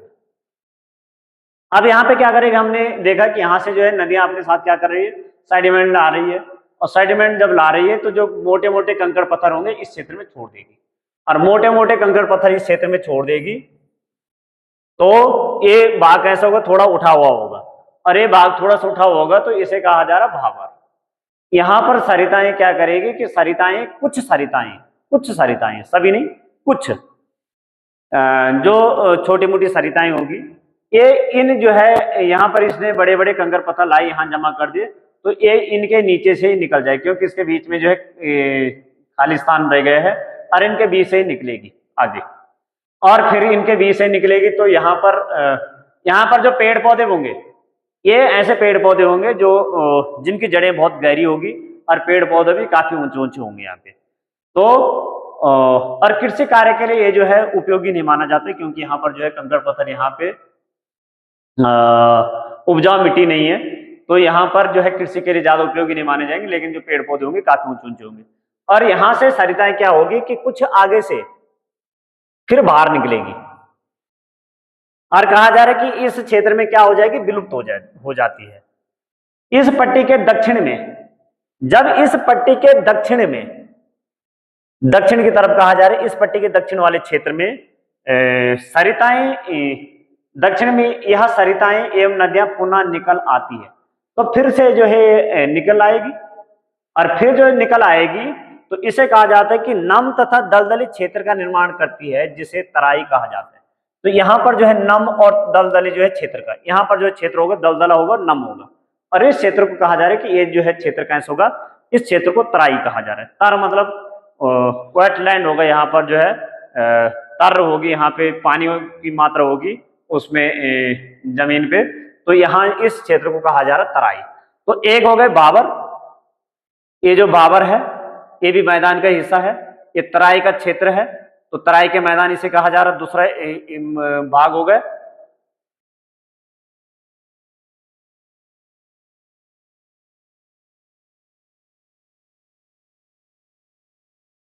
उत्तरी मैदान का सबसे विशालतम भाग पुरानी जलोढ़ का बना है। अब कहा जा रहा है कि जो उत्तरी मैदान का सबसे विशालतम सबसे बड़ा भाग पुरानी जलोढ़ का बना है। पुरानी जलोढ़ मृदा का, यानी जो जलोढ़ मृदा से जो है उत्तरी भारत का जो मैदान है जलोढ़ मृदा से बना हुआ है। तो जलोढ़ मृदा में भी ज्यादा भाग इसका जो है पुरानी जलोढ़ से बना है। और इसे कहा जा रहा है कि इस भाग को बांगर, भांगर ऑब्लिक बांगर के नाम से जाना जाता है। इसे जो पुरानी जलोढ़ है इसे बांगर के नाम से जाना जाता है, या बांगर या भांगर ऑब्लिक बांगर के नाम से जाना जाता है। इस क्षेत्र की मृदा में चूनेदार निक्षेप पाए जाते हैं। ये जो पुरानी जलोढ़ मृदा है इसमें चूनेदार निक्षेप पाए जाते हैं, जिसे स्थानीय भाषा में कंकड़ कहा जाता है। तो इस ध्यान रखना कि किस चीज का निक्षेप इसमें ज्यादा पाया जाता है। और बांगर क्या है, तो बांगर कई बार पूछा जाता है कि बांगर क्या है। ये पुरानी जलोढ़ मृदा है, ये जलोढ़ मैदान है, या पुरानी जलोढ़ मृदा से जो निर्मित मैदान है उन्हें बांगर कहा जाता है। तो इस चीज का, और जो नया है उसे खादर कहा जाता है। नया जलोढ़ मृदा से निर्मित उसे खादर कहा जाता है, और जो पुरानी जलोढ़ मृदा से निर्मित है उसे बांगर कहा जाता है। यानी जब नदियां आएगी तो नदियां क्या होगी कि जैसे इससे निकलेगी तो नदियां इस क्षेत्र में पहले तो जब जो है नदियां तेज रहेगी और उसमें काफी सारे जो है सेडिमेंट जाएंगे, तो उस समय इसका लेवल ऊपर बढ़ जाएगा।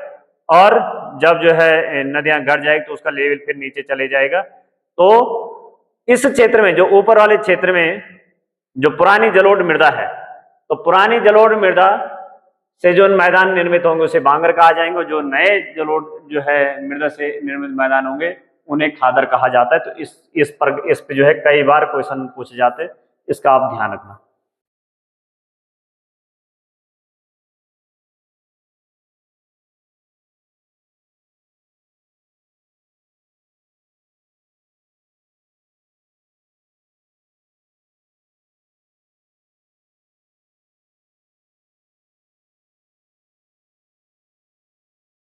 प्रायद्वीपीय पठार, अब यहाँ पे जो है जो उत्तरी भारत के मैदान हमने देख लिया, अब जो है प्रायद्वीपीय पठार देखते हैं।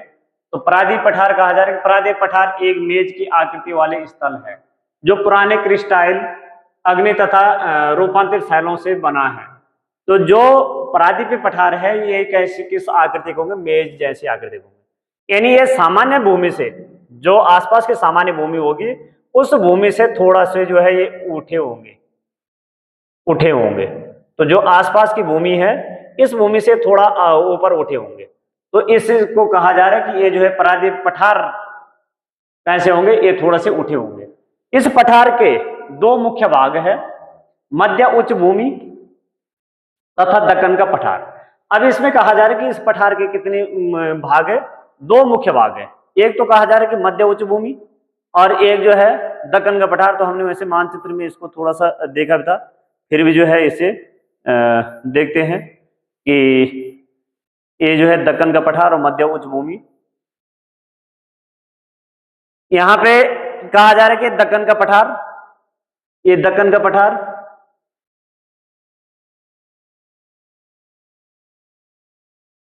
ये दक्कन का पठार, और इधर जो है ये मध्य उच्च भूमि है, ये मध्य उच्च भूमि है। अब ये मध्य उच्च भूमि में यहाँ पे मालवा का पठार है, यहाँ पे जो है बुंदेलखंड का पठार है, बघेलखंड का पठार है, छोटा नागपुर का पठार है। इधर जो है यहाँ पर ध्यान रखना ये शिलोंग का पठार है, शिलोंग का पठार, यह जो है मेघालय का पठार, या इसे कार्बी एंग्लों का पठार के नाम से जानते हैं। तो यहाँ पर जो गारो खासी जयंतियां, यहाँ पर जो श्रेणियां हैं, तो यहाँ पर ही शिलोंग का पठार, उसी पठार को कार्बी एंग्लों का पठार, और उसी पठार को जो है मेघालय के पठार के नाम से जाने जाते हैं। और ये पठार अभी मैंने पहले बताया कि ये दक्कन का पठार का ही विस्तार है। और यहाँ पर ये दक्कन का पठार का विस्तार है। इधर एक गैप है जिसे मालदा गैप के नाम से जानते हैं, या इसे जो है यहाँ पर एक पहाड़ी उसके नाम से भी जानते हैं, लेकिन यहाँ पे मालदा गैप, तो मालदा गैप के भी नाम से जाना जाता है। यहाँ पे जो है गैप है, लेकिन इस गैप को आप जो है जो ये नदियां हैं तो इनके द्वारा इसको जो है भर दिया गया है, तो इस गैप को जो है मालदा गैप के नाम से भी जाना जाता है।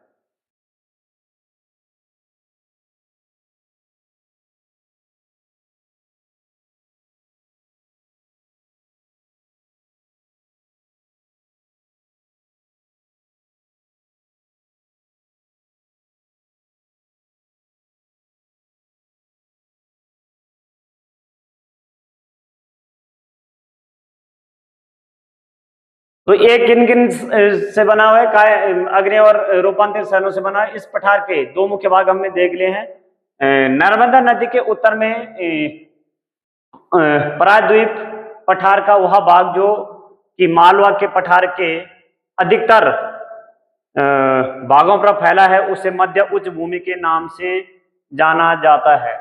तो जो मालवा का पठार है, यहाँ पे कहा जा रहा है कि उत्तर में जो प्रायद्वीप पठार का वह भाग नर्मदा नदी के उत्तर में, ये जो पठार है मालवा का पठार, ये नर्मदा नदी के उत्तर में है।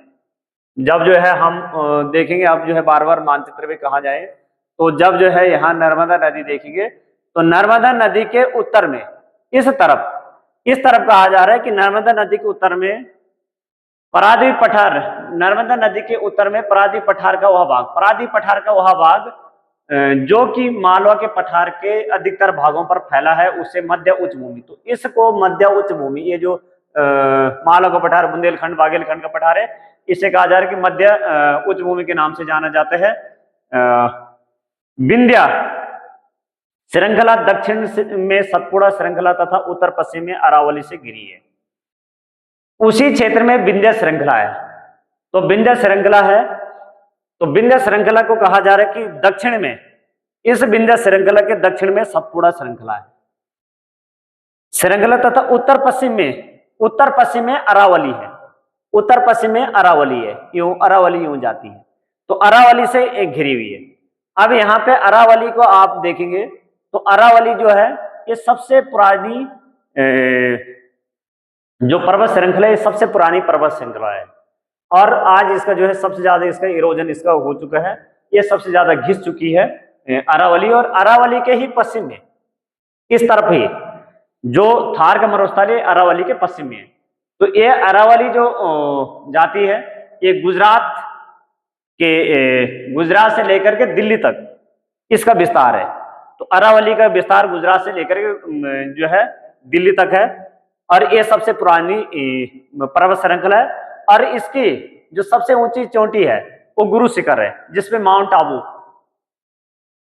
आबू का जो दिलवाड़ा का जैन मंदिर है, तो वो उसी में है, माउंट आबू में ही।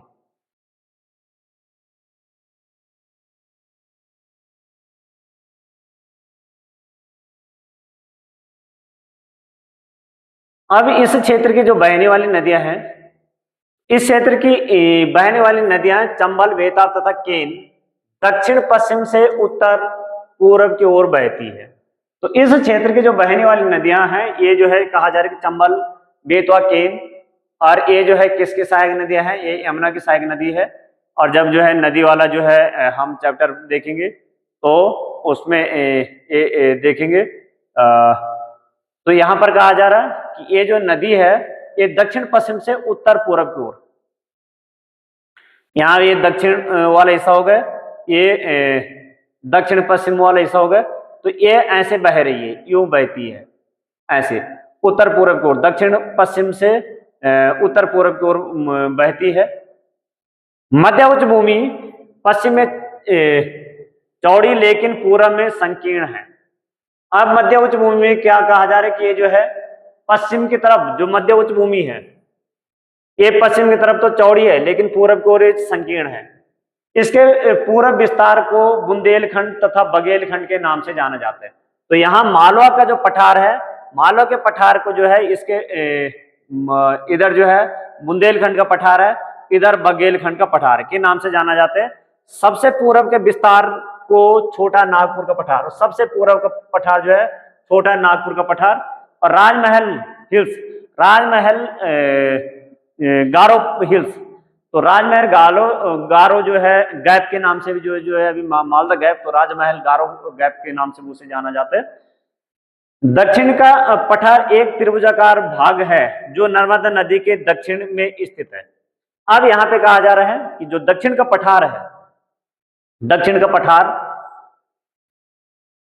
इस पठार को कहा जा रहा है, दक्षिण के पठार को, कि एक त्रिभुजा आकार है, लेकिन ये ध्यान रखना उल्टा त्रिभुज।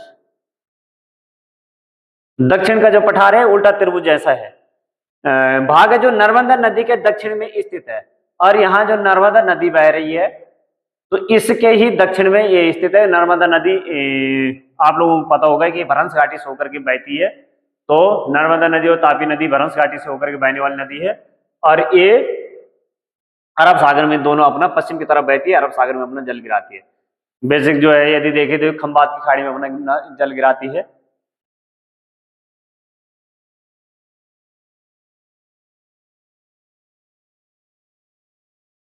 इसके उत्तर में सतपुड़ा की श्रृंखला है। उत्तर में जो आपका जो है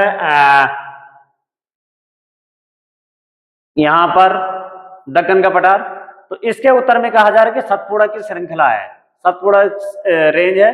दक्षिण का पठार पश्चिम में ऊंचा एवं पूरब की ओर कम ढाल वाला है।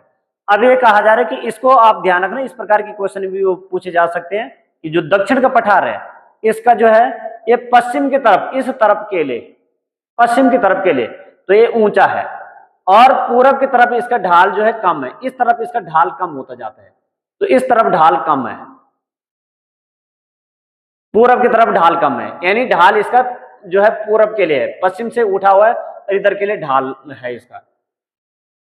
इस पठार का भाग उत्तर पूर्व में भी देखा जाता है, और इसका पठार का भाग क्या कहा जा रहा है, उत्तर पूर्व में देखा जाता है। स्थान रूप में मेघालय, कार्बी एंग्लों का पठार तथा उत्तर कचार पहाड़ियों के नाम से, उत्तर कचार पहाड़ियों के नाम से भी इससे जाना जाता है, जो कार्बी एंग्लों है, जिसे हमने शिलोंग का पठार कहा, मेघालय के पठार कहा, उसे उत्तर जो है कचार की पहाड़ियों के नाम से भी जाना जाता है। इस बात का आप ध्यान रखना। और इसका तो हमने जो है ढाल देखा कि इसका ढाल इस तरफ है कि पश्चिम से पूर्व की तरफ है, लेकिन यदि हम देखेंगे उत्तर से दक्षिण की तरफ देखेंगे, दक्षिण से उत्तर की तरफ देखेंगे, तो दक्षिण की तरफ इसके जो है जो पहाड़ियां हैं, यहाँ पर ये ऊंची ऊंची पहाड़ियां, और उत्तर की तरफ जो है ये पहाड़ियां कम होती जाती है इसमें, तो यानी इसमें जो है ऊंचाई दक्षिण की तरफ है और उत्तर की तरफ कम होती जाती है।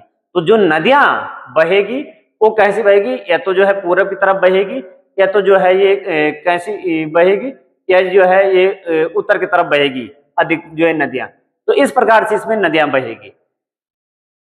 अब ये कहा जा रहा है कि यह एक भ्रंश के द्वारा छोटा नागपुर पठार से अलग हो गया है। अब एक छोटा नागपुर का पठार जो इसमें, इस पठार का जो सबसे पूर्वी हिस्सा था, यहाँ पर जो है हमने मालवा का पठार, बुंदेलखंड पठार, बघेलखंड का पठार, यहाँ पे छोटा नागपुर का पठार, इस छोटे नागपुर के पठार को जो है यहाँ पे जो कार्बी एंग्लों का पठार था पूर्व उत्तर भारत में, ये एक भ्रंश के कारण जो है यहाँ पर गैप होने कारण ये जो है क्या हो गए, छोटे नागपुर के पठार से अलग हो गए। पश्चिम से पूर्व की ओर तीन महत्वपूर्ण श्रृंखलाएं गारो खासी जयंतियां हैं। तो गारो खासी जयंतियां हमने अभी देखी थी। तो गारो खासी जयंतियां दक्षिण के पठार के पूर्व एवं पश्चिम सिरे पर क्रमशः पूर्वी तथा पश्चिमी घाट स्थित है। अब ये कहा जा रहा है कि जो ये दक्षिण का पठार है इसके पूर्व और पश्चिमी ढाल पे, पूर्व और पश्चिमी वाले हिस्से पे यहां पर क्या कहा जा रहा है कि सिरे पे जो है क्रमशः पूर्वी तथा पश्चिमी घाट है। यहां पर जो है इधर पूर्वी घाट है, इधर पश्चिमी घाट है, पश्चिम में पश्चिमी घाट है।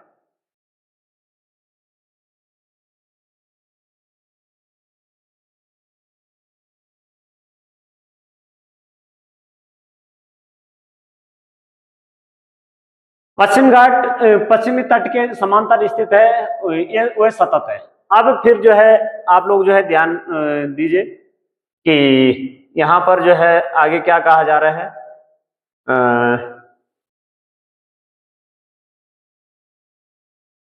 तो जो ये पश्चिमी घाट है, ये वाला घाट, इसे कहा जा रहा है कि जो पश्चिमी घाट है ये पश्चिमी तट के समांतर स्थित है। जो ये पश्चिम वाला तट है, पश्चिम का तट है, ये इसी के समांतर है पश्चिमी घाट। सतत और कैसा कहा जा रहा है, ये सतत है, ये सतत है। सतत का मतलब है कहीं कटा पटा नहीं है, ये जो है इसके बीच में कहीं गैप नहीं है, ये सतत है। पूर्वी घाट, पश्चिमी घाट पूर्वी घाट की अपेक्षा ऊंचे हैं।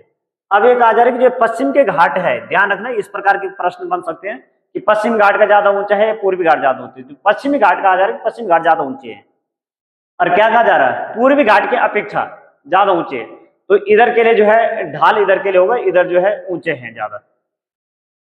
पूर्वी घाट का विस्तार, अब जो पूर्वी घाट है इस पूर्वी घाट का विस्तार कहा जा रहा है कि महा नदी घाटी से दक्षिण में नीलगिरी तक है। अब यहां कहा जा रहा है कि ये जो है महानदी से लेकर के और दक्षिण में जो है नीलगिरी तक, नीलगिरी तक है।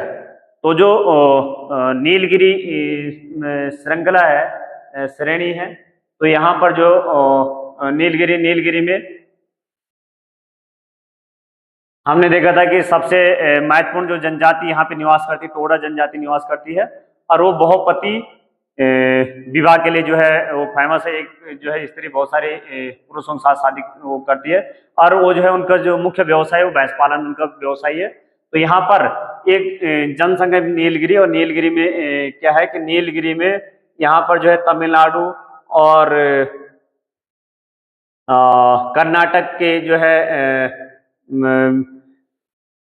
बीच में ये नीलगिरी पहाड़ी है। तो यहाँ पर नीलगिरी जो है मुख्य रूप से चाय बागान के लिए फेमस है, यहाँ पे चाय बागान है यहाँ पे। तो ये कहा जा रहा है कि ये सतत नहीं है, ये वाला पूर्वी घाट को कहा जा रहा है कि ये सतत नहीं है। ये क्या है, ये विभिन्न, ये जो है ये नदियों के द्वारा ये कटे फटे हुए। तो विभिन्न यहाँ जो है पूर्वी घाट में नदियां बहुत बहती है, पूर्वी घाट के लिए ज्यादा नदियां बहती है। तो ये नदियों ने इनको, इन घाटों को क्या करा है, काट रखा है। ये सतत नहीं है, तो पूर्वी घाट सतत नहीं है, पश्चिमी घाट जो है सतत है। बंगाल की खाड़ी में गिरने वाली नदियों ने इनको काट दिया है। तो जो बंगाली घाटी में गिरने वाली नदी, इन्होंने जो है पूर्वी घाट को काट दिया है। और जितनी भी जो है पूर्वी घाट की तरफ जो नदियां बहती है, अधिक से अधिक नदियां, ये क्या करती है, ये डेल्टा का निर्माण करती है, ये डेल्टा का निर्माण करती है, डेल्टा का निर्माण करती है जो है पूर्वी घाट की तरफ बहने वाली नदियां। और जो पश्चिम घाट की तरफ बहने वाली नदियां, ये अधिक से अधिक नदियां जो है ऐश्वर्य का निर्माण करती है। तो ऐश्वर्य के निर्माण से जो है पश्चिम की तरफ कम ही नदियां बहती, क्योंकि इधर के लिए घाट जो है ऊंचा है, और पश्चिम घाट में पर्वतीय वर्षा होती है।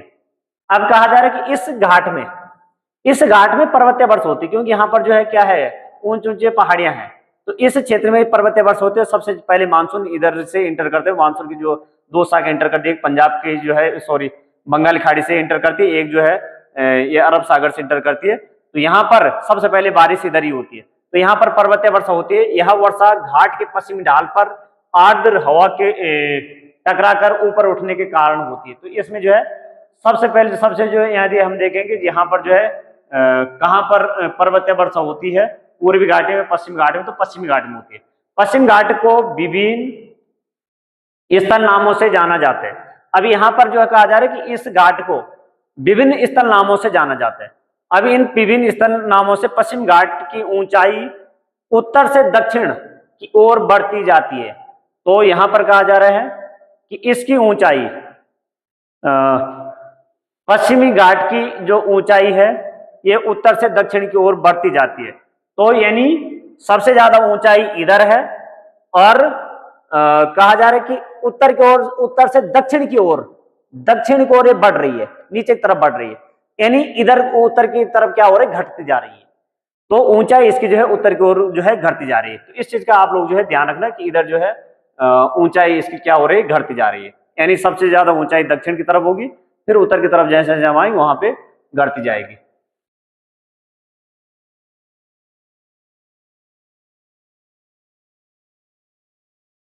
इस भाग के शिखर ऊंचे हैं, जैसे अनाईमुडी 2695 मीटर तथा डोडा बेटा 2633 मीटर। पूर्वी घाट का सबसे ऊंचा शिखर महेंद्रगिरी है 1500 मीटर। अब ये जो है जो पश्चिमी घाट और पूर्वी घाट है। तो इस घाट में कहा जा रहा है कि पश्चिमी घाट में अनायमुडी सबसे ऊंची जो है चोटी अनायमुडी है 2615 मीटर, और पूर्व तो और जो है फिर इसमें डोटा बेटा है 2633 मीटर ऊंचा, और पूर्वी घाट की जो है सबसे ऊंची शिखर है ये है महेंद्रगिरी। तो महेंद्रगिरी इधर उड़ीसा में सबसे ऊंची जो है पर्वत श्रृंखला है महेंद्रगिरी 1500 मीटर ऊंची।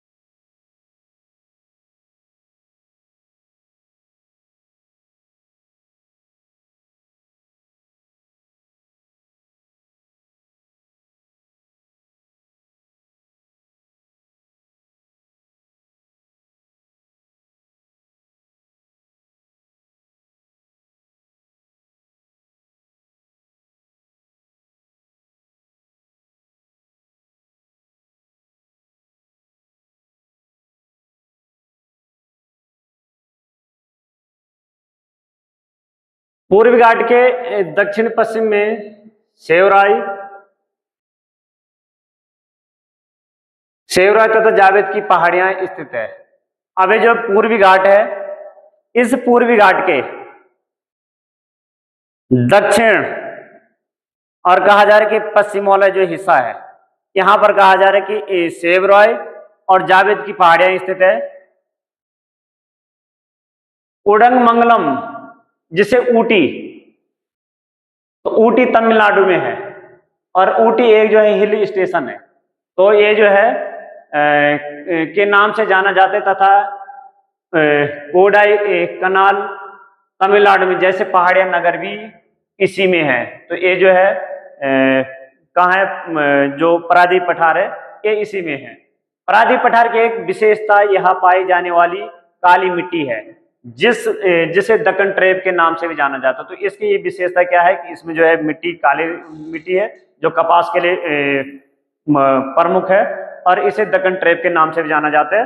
और इसमें यहाँ पर जो है केरल में साइलेंट वैली भी यहीं पे है, केरल में साइलेंट वैली है, और केरल में जो है कार्डमम हिल्स इलायची पहाड़ी, तो इलायची पहाड़ी भी जो है केरल में है, केरल में पश्चिमी घाट में। तो यहाँ पर जो है केरल में कार्डमम हिल्स है या इलायची पहाड़ी, और शांत घाटी साइलेंट वैली केरल में है, और जैव विविधता के लिए सबसे जो है महत्वपूर्ण, सबसे ज्यादा जैव विविधता वहां पे है।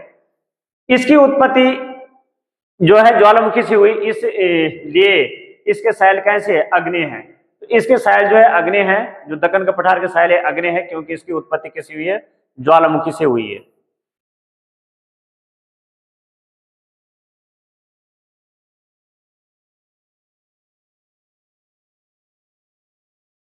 वास्तव में इन सैलों का समय के साथ अपर्दन हुआ है, जिससे काली मिट्टी का निर्माण हुआ है। तो इन सैलों को क्या हुआ, समय के साथ अपर्दन हुआ, काली मिट्टी अरावली की पहाड़ियां परादीप पठार के पश्चिमी एवं उत्तरी पश्चिम किनारे पर स्थित है। ये बहुत अधिक अपर्दित एवं खंडित पहाड़ियां हैं।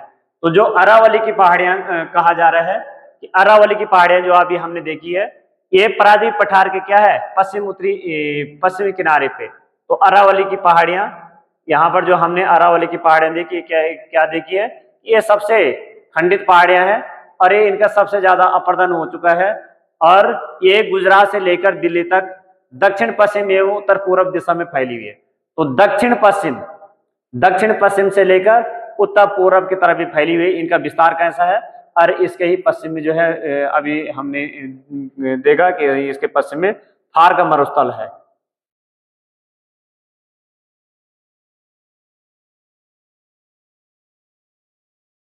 अब यहां पे देखते हैं मरुस्थल, भारतीय मरुस्थल। तो अरावली पहाड़ी के पश्चिम के किनारे किनारे पर थार का मरुस्थल स्थित है। तो थार का मरुस्थल अरावली के पश्चिम में है। इसके जो लोकेशन, इस क्षेत्र में प्रतिवर्ष 150 मिमी से भी कम वर्षा होती है। तो वर्षा ऋतु में भी कुछ सरिताएं दिखाई देती है। तो यहाँ पर जो है वर्षा ऋतु में ही कुछ नदी यहाँ पे दिखाई देगी। पर्याप्त जल नहीं मिलने से वह समुद्र तक नहीं पहुंच पाती है। केवल लूनी ही इस क्षेत्र की सबसे बड़ी नदी है। तो जो थार के मरुस्थल की जो राजस्थान का मरुस्थल है, राजस्थान के थार के मरुस्थल के आप लोग ध्यान रखना कि ये जो है सबसे बड़ा, ये जो सबसे बड़ा नहीं, सबसे जो है अधिक जनसंख्या वाला, विश्व का सबसे अधिक जनसंख्या वाला मरुस्थल, तो ये थार का मरुस्थल है। इस प्रकार का प्रश्न पूछा गया है। वारकान अर्धचंद्राकार बालू का टीला, तो ये वारकान जो है अर्धचंद्राकार बालू का टीला का विस्तार बहुत अधिक है। यहाँ पर जो है एक टीला है जिस टीले का नाम है वारकान। तो वारकान क्या है? वारकान आप लोग जो है ध्यान रखना, अर्धचंद्राकार बालू का टीला है। ये जो है राजस्थान में है और जैसलमेर की तरफ है ये, तो इसका भी आप ध्यान रखना। उसके बाद जो है भारत के तटीय मैदान। अब तटीय मैदान देखते हैं कि तटीय मैदान पारादीप पठार के किनारे, तो जो पारादीप पठार के किनारे के लिए हम देख रहे थे, किनारे की साइड के लिए, किनारे के लिए जो तटीय मैदान थे, इसके सारे जो है पश्चिम घाट और पूर्वी घाट की तरफ जो तटीय मैदान है, तो यहाँ जो है संकीर्ण तटीय पट्टियों का विस्तार है। यहाँ पश्चिम में अरब सागर से लेकर पूर्व में बंगाल खाड़ी तक विस्तृत है। पश्चिमी तट पश्चिमी घाट तथा अरब सागर के बीच स्थित एक संकीर्ण मैदान है। अब पश्चिमी तट कहा जा रहा है कि जो है पश्चिमी घाट और जो है अरब सागर के बीच में जो है एक संकीर्ण मैदान है,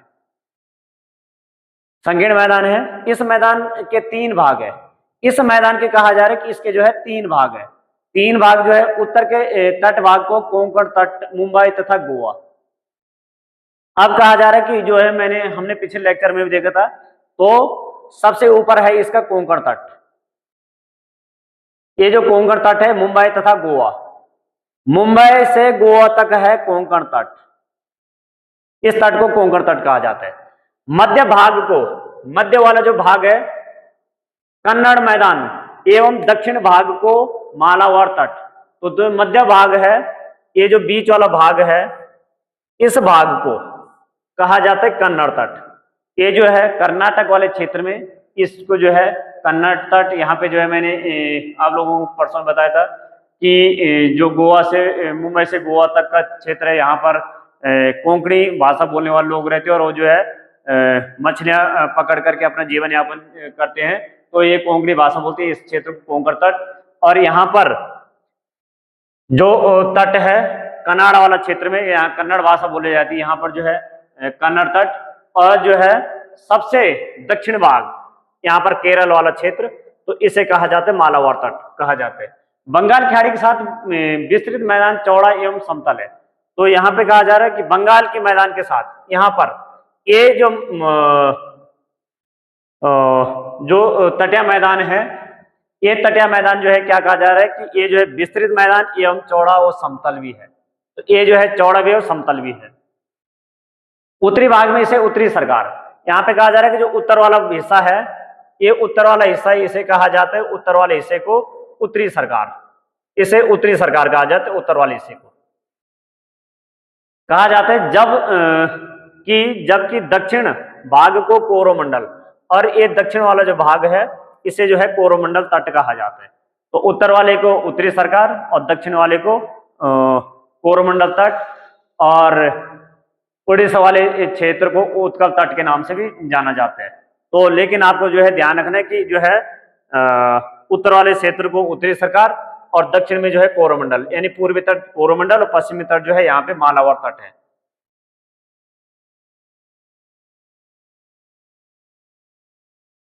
अब यहाँ पे कहा जा रहा है कि बड़ी नदी जैसे महानदी गोदावरी, कृष्णा तथा कावेरी इस तट पर विशाल डेल्टा का निर्माण करती है। तो जो पूर्व की तरफ जो नदियां बहती है, ये क्या करते हैं कि इधर जो है विशाल डेल्टा का निर्माण करती है, ये डेल्टा बनाती है। चिल्का झील पूर्वोत्तर तट पर स्थित एक महत्वपूर्ण भू लक्षण है। तो इसमें कहा जा रहा है कि यहाँ पर महानदी के द्वारा जो चिल्का झील उड़ीसा में चिल्का झील बनाई जाती है, तो ये जो है इसके एक भू लक्षण है। तो ये यहाँ पर जो है उड़ीसा में महानदी के द्वारा जो है चिल्का झील का निर्माण किया जाता है। अब यहाँ पे देखते हैं द्वीप द्वीप समूह।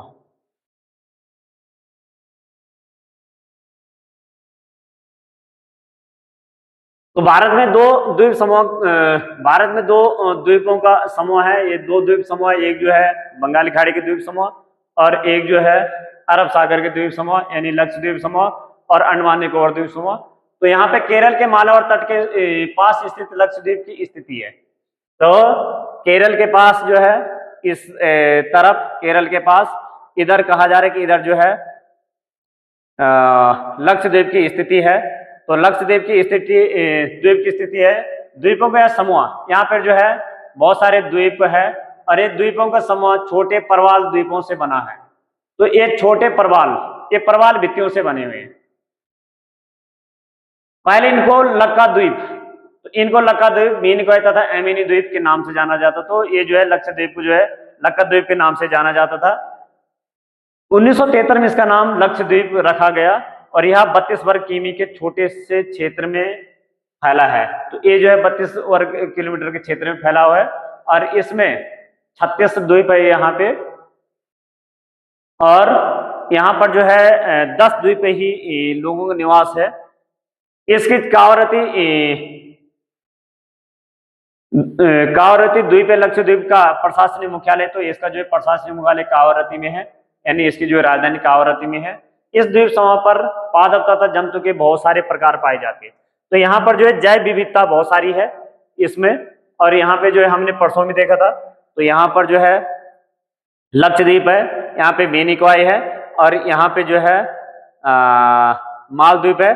तो लक्षद्वीप और मिनिकॉय के बीच में 9 डिग्री चैनल है जो इन दोनों को अलग कर रहा है और मिनिकॉय और मालद्वीप के बीच में 8 डिग्री चैनल है। तो मिनी यानी छोटा 8 डिग्री चैनल, लक्ष्य बड़ा तो यानी 9 डिग्री चैनल। तो 9 डिग्री चैनल के द्वारा इनको जो है अलग किया जा रहा है।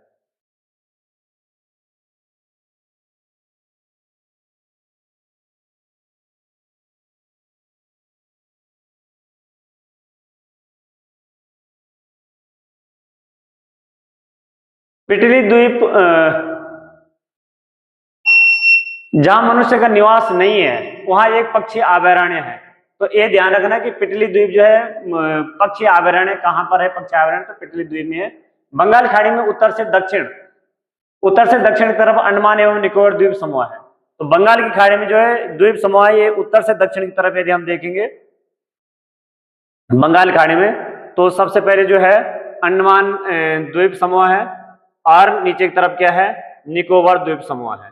तो यहाँ पर भी द्वीप समूह है। यहाँ पर जो है 570-72 द्वीप समूह है यहाँ पे। तो द्वीप समूह है, यह द्वीप समूह आकार में बड़े, संख्या में बहुत तथा बिखरे हुए। तो आकार में बड़े हैं और संख्या में भी यहाँ पे बहुत ज्यादा है। वहां पर हम 36 देखे थे, यहाँ पे जो है 500 प्लस है। यह द्वीप समूह मुख्यतः 2 भागों में बंटा हुआ है।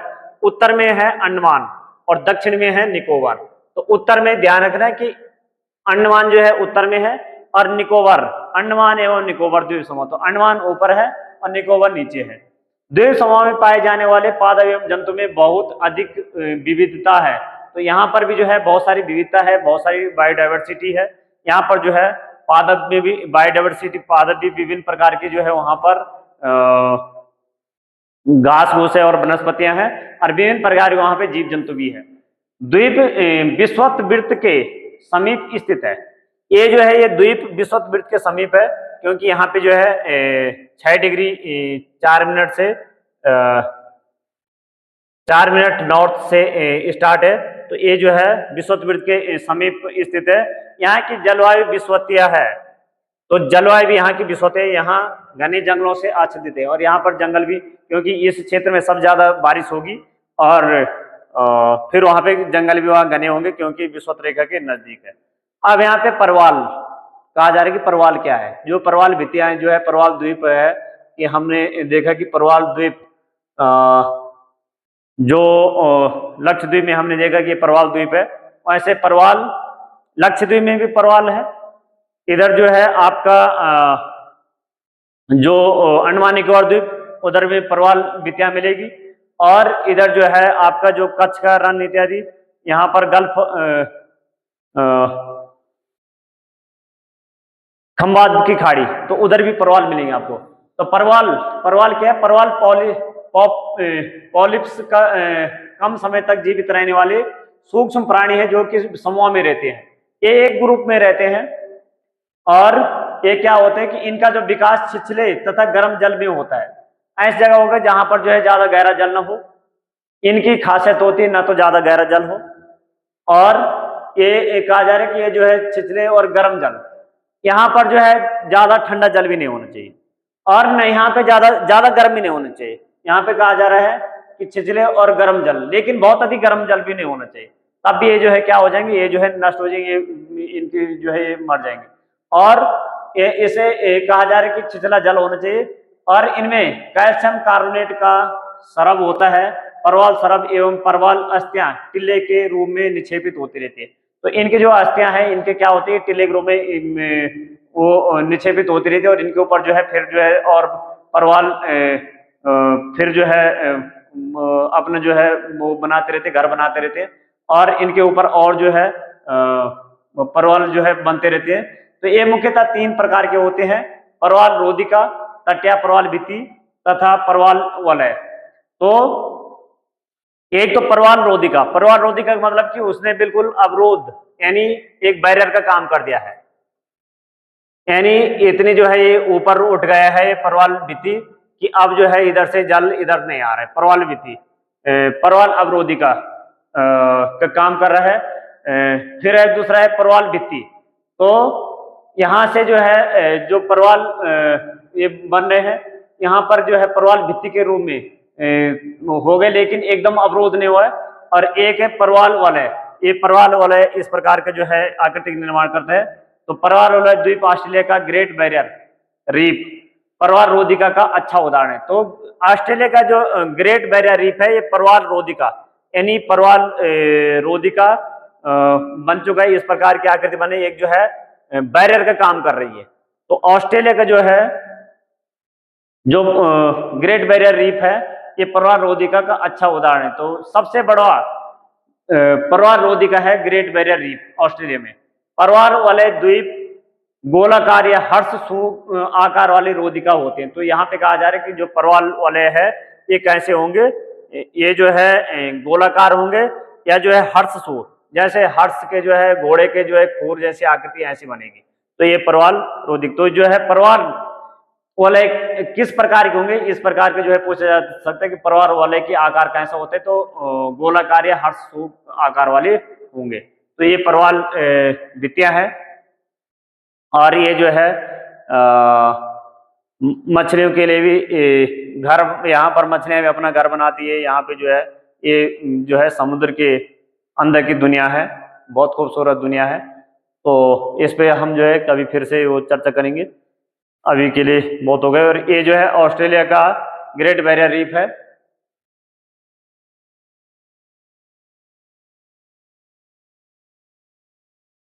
ऑस्ट्रेलिया का ग्रेट बैरियर रीफ, ये ऑस्ट्रेलिया का ग्रेट बैरियर रीफ है। इसका आप लोग ध्यान रखना कि ये किस तरफ है। तो ये उत्तर पूर्व की तरफ है ऑस्ट्रेलिया ग्रेट बैरियर रीफ। और जो है यहाँ पर जो है एक प्रवाल भित्ति तैयार हो गई है। एक प्रवाल भित्ति सबसे बड़ा ग्रेट बैरियर रीफ, सबसे बड़े प्रवाल भित्ति है दुनिया की। और इसने क्या कर दिया कि यहाँ पर जो है एक बैरियर के रूप में, यहाँ पर जो है एक दीवार के रूप में वो खड़ा कर दिया है कि दीवार जैसी खड़ी हो गई है। तो इस प्रकार से जो है ये बनी हुई है ग्रेट बैरियर रीफ। और पूरा जो है इधर जो है पानी, अब ये जो पानी है तो पानी इधर से इधर या इधर से इधर नहीं जा सकता। तो इस प्रकार से जो है ये रीफ तैयार हो गई है। तो आप लोगों का धन्यवाद। आप लोग इसको जो है अधिक से अधिक लोगों को इसको पहुंचाइए। और इसके बाद हम नदी तंत्र देखेंगे अगले लेक्चर में। तो उसमें जो है आप लोगों के जो एग्जाम लगे हुए तो जल्दी अच्छा, नर्मदा नदी, जो नर्मदा नदी, नर्मदा नदी के द्वारा जो है एक जलप्रपात भी बनाया जाता है, जिसे धुआंधार जलप्रपात वो कहते हैं। तो नर्मदा नदी धुआंधार जलप्रपात का निर्माण भी करती है। और अ,